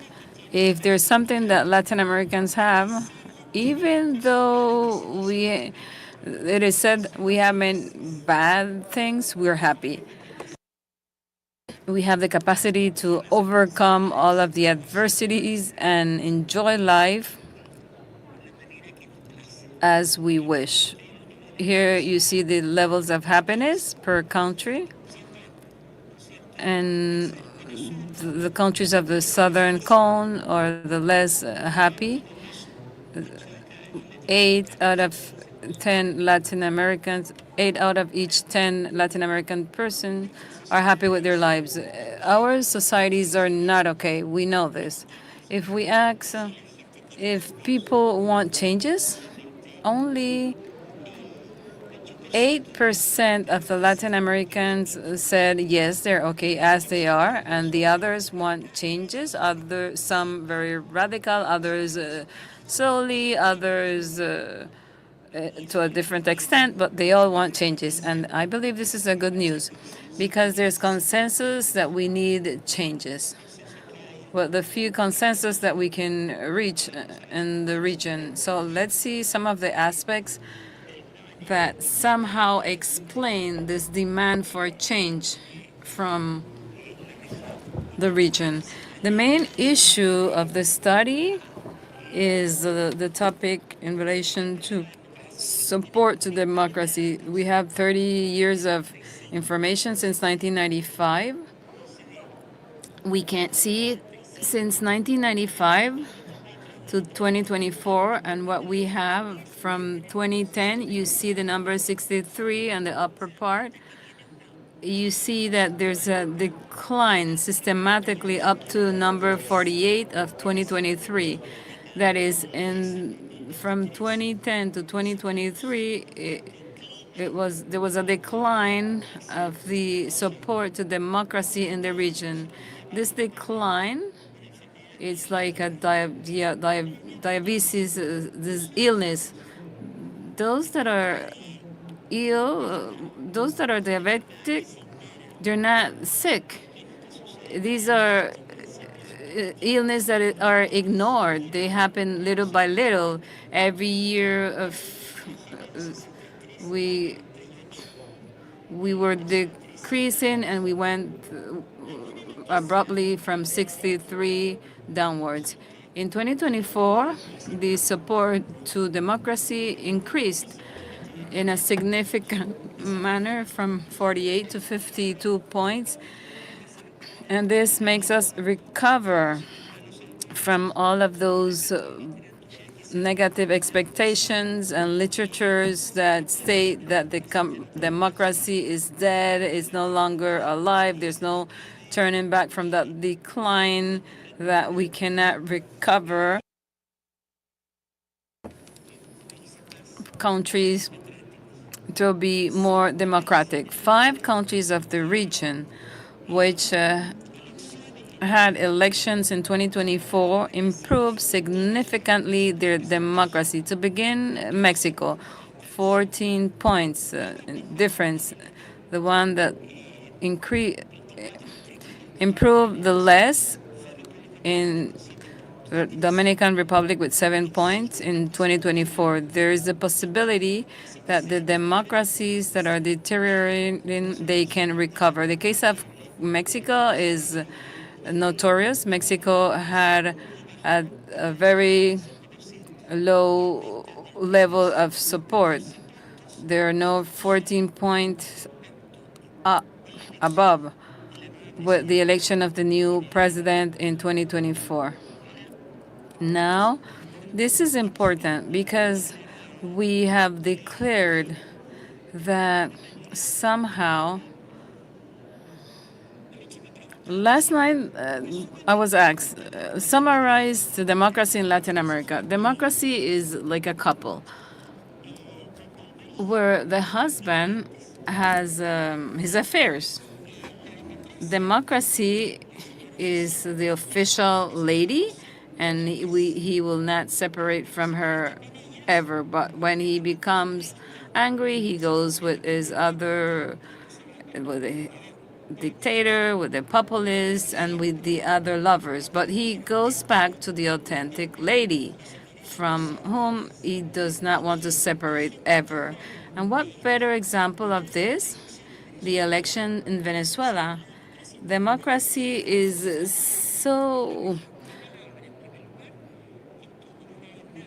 close to the words. Nicaragua, Venezuela. What happened? Can someone help me?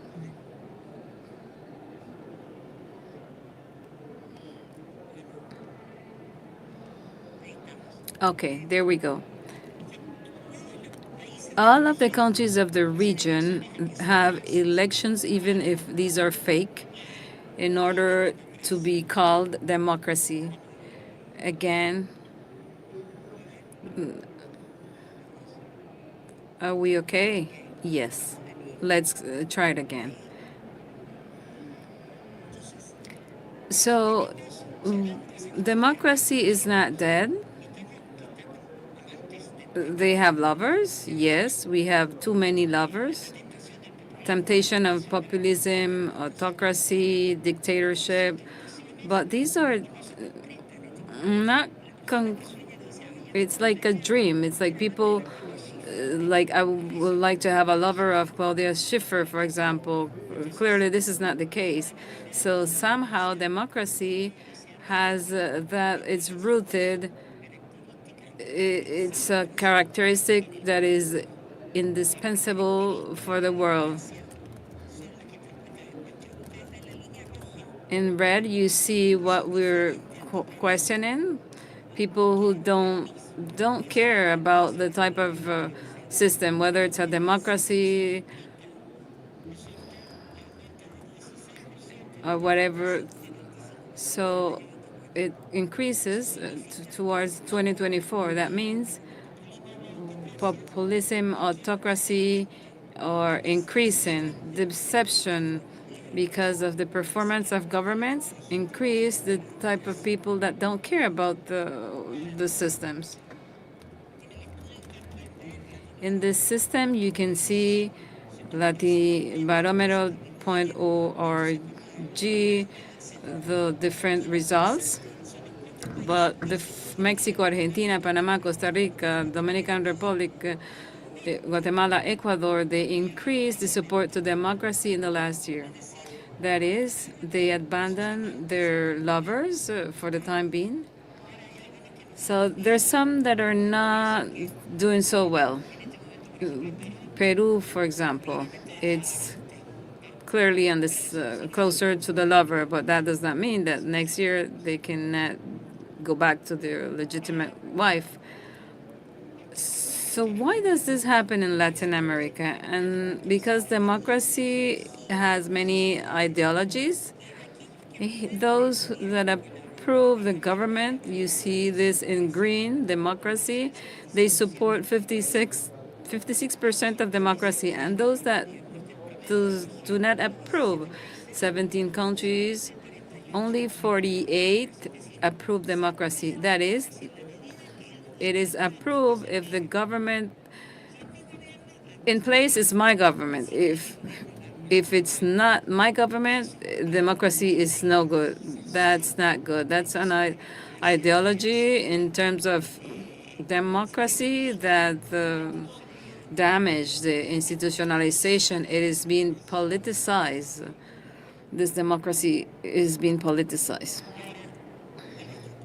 The other point where we know the problem of democracy, evidently, if you look below here where it's marked democracy 54, the last bar, a good socioeconomic level. If the person is poor, in green, in blue, 29, you will approve democracy less. The better your situation, the more you approve. So these two elements define your approval. If it's your country, if it's your government, if you're part of the rich or the poor of the government. So what do we, these are two parameters. So what do we need to change? To begin, dismantle poverty and inequality. That is clear. And secondly, depoliticize democracy, not use it as you see it in the speeches in Latin America. Politicians use democracy as a weapon. Yes, democracy is being deteriorated. That is what they said. What is being deteriorated is the political parties and the parliament, but not the entire democracy. That is what is deteriorating. One thing is to support the democracy, and the other aspect is satisfaction. This was mentioned by President Diaz-Granados in his introduction. 33% of Latin Americans are satisfied with democracy. That is, 65% are not satisfied. This is the amount of people who are not in agreement with what the government said it had to do. This has nothing to do with the leftists and rightists. This is good for both. Satisfaction for performance of the government. This is low. Expectancy that the government should do more than what they're doing. It's very high. Expectations, it increases every day, and the capacity of the government to respond to these expectations is decreasing. The gap of expectations increase, and this leads to, for example, in 2019 in Colombia, Ecuador, Chile, we had many manifestations against the governments in place. So I believe it's important to see this instrument that is very dangerous. This promises rights to health, education, to housing, right to survive, and Latin Americans, they believed it. And they believe it, they were promised all of this, and they said, yes, this is my right. And now, well, they promised it, and now they don't like the fact that they're demanding right to equality, health, etc. That's normal, but now they're saying, well, there are demonstrations now, and why? Because these rights are not being guaranteed. So it's important to take into account the lack of satisfaction in the region against the performance of the governments. This does not mean that people do not recognize how we have advanced. If we're asked whether we have advanced, 70% of Latin Americans would say yes, we have increased. They're recognizing progress. But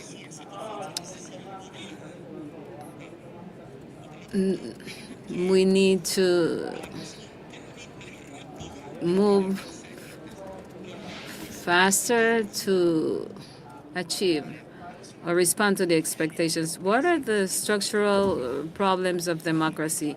In this process of performance of government, the people are no longer happy with political parties, and there are almost the same amount of Latin Americans that would say democracy can work with or without political parties. That is one of the main elements of the representative democracy are practically destroyed their public image, that these are useful instruments for governments to carry out their programs so that they can comply or with the promises. 53% of trust that the parties could do their jobs in 1995, and 42% now say that the democracy can work or function without parties. This is a product of the non-fulfillment of expectations. This is perhaps the most brutal categorical judgment that the Latin American population does on the performance of politics. The question reads, in general terms, would you say that the country is governed by a few or a small, powerful group in their own benefit, or do they rule to benefit the whole country?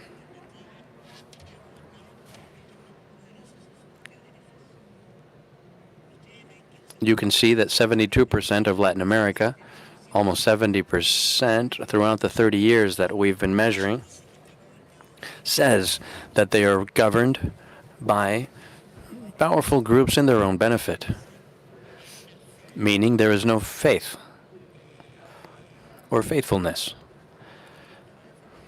in that politics is going to defend the common well-being or common good, but it's going to defend particular advantages or well-being.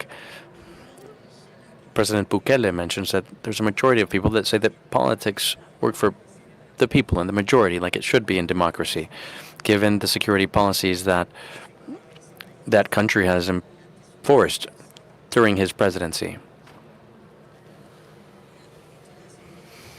Now, this has already been said. It's been mentioned often throughout the day. We are one of the most unequal regions in the world. 76% of Latin Americans say that wealth distribution is unfair. So there are a lot of reasons why people are angered with politics. Nowadays, we have 54% of people that support democracy, despite all these bad things that I'm saying. So that's where I say this is a resilient democracy. Because it's like someone who is sick, someone with many illnesses, and they feel terrible, but they get up, they stand straight, they try to move forward and fight against these difficulties in order to ultimately survive.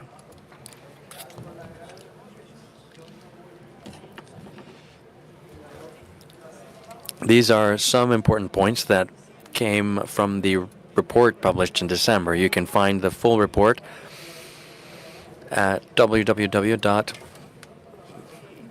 Missed that link, and I invite you all to read it. On public policies, international state policies, and the value of Latin America. If you have questions. Sí.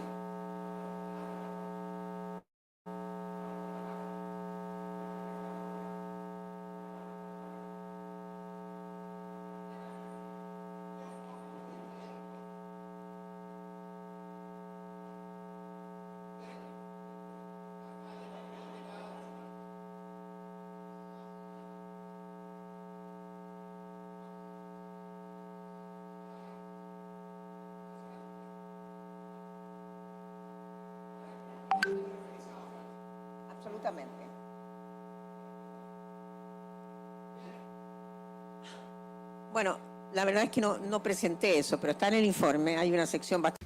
There's an extensive section that talks about violence. We ask about violence that people are subject to on a daily basis, and then we list forms of violence. And the one that is most important for personal life in Latin America is not organized crime. It's verbal violence in the streets. Notice it's something that we don't even talk about. It's a form of violence that is not even mentioned in our agenda nor in our political discourse. Nonetheless, it is the form of violence that people are concerned with the most in their day-to-day life. Next, we have violence related to delinquency, to crime, and to homicide and organized crime, which no doubt is very high in terms of concerning measurements. Over 90% of Latin Americans say that organized crime has increased, and close to 60% say that they are afraid of being a victim of violence. But be cautious, because that makes up a framework. It encompasses where verbal violence and intra-family violence is, and violence towards children is at. Violence towards, better said, structural violence. As a result from all that is where organized crime and drug trafficking comes from. So for us to address security, I think we are granting less importance to all those other aspects found in violence, thinking that if we only resolve organized crime, will we be able to address the subject? I think that the issue is even deeper than that, and broader, especially regarding verbal violence. People that mention or feel that they have been mistreated because of their aspect, or because of their origin, or because of how they dress, through their dignity or their sense of equality compared to others. So these are forms of violence that are modern or new. 20 years ago, nobody worried about those, but nowadays, Latin American citizens require equal treatment, dignity, respect. It's all published. There is a 100-page report that is in the website. We are going to be publishing, after the IDB assembly in April, we're going to publish a report on these 20 years related to violence. Any other question? If not, then thank you very much for listening. I invite you to review the report. Listo.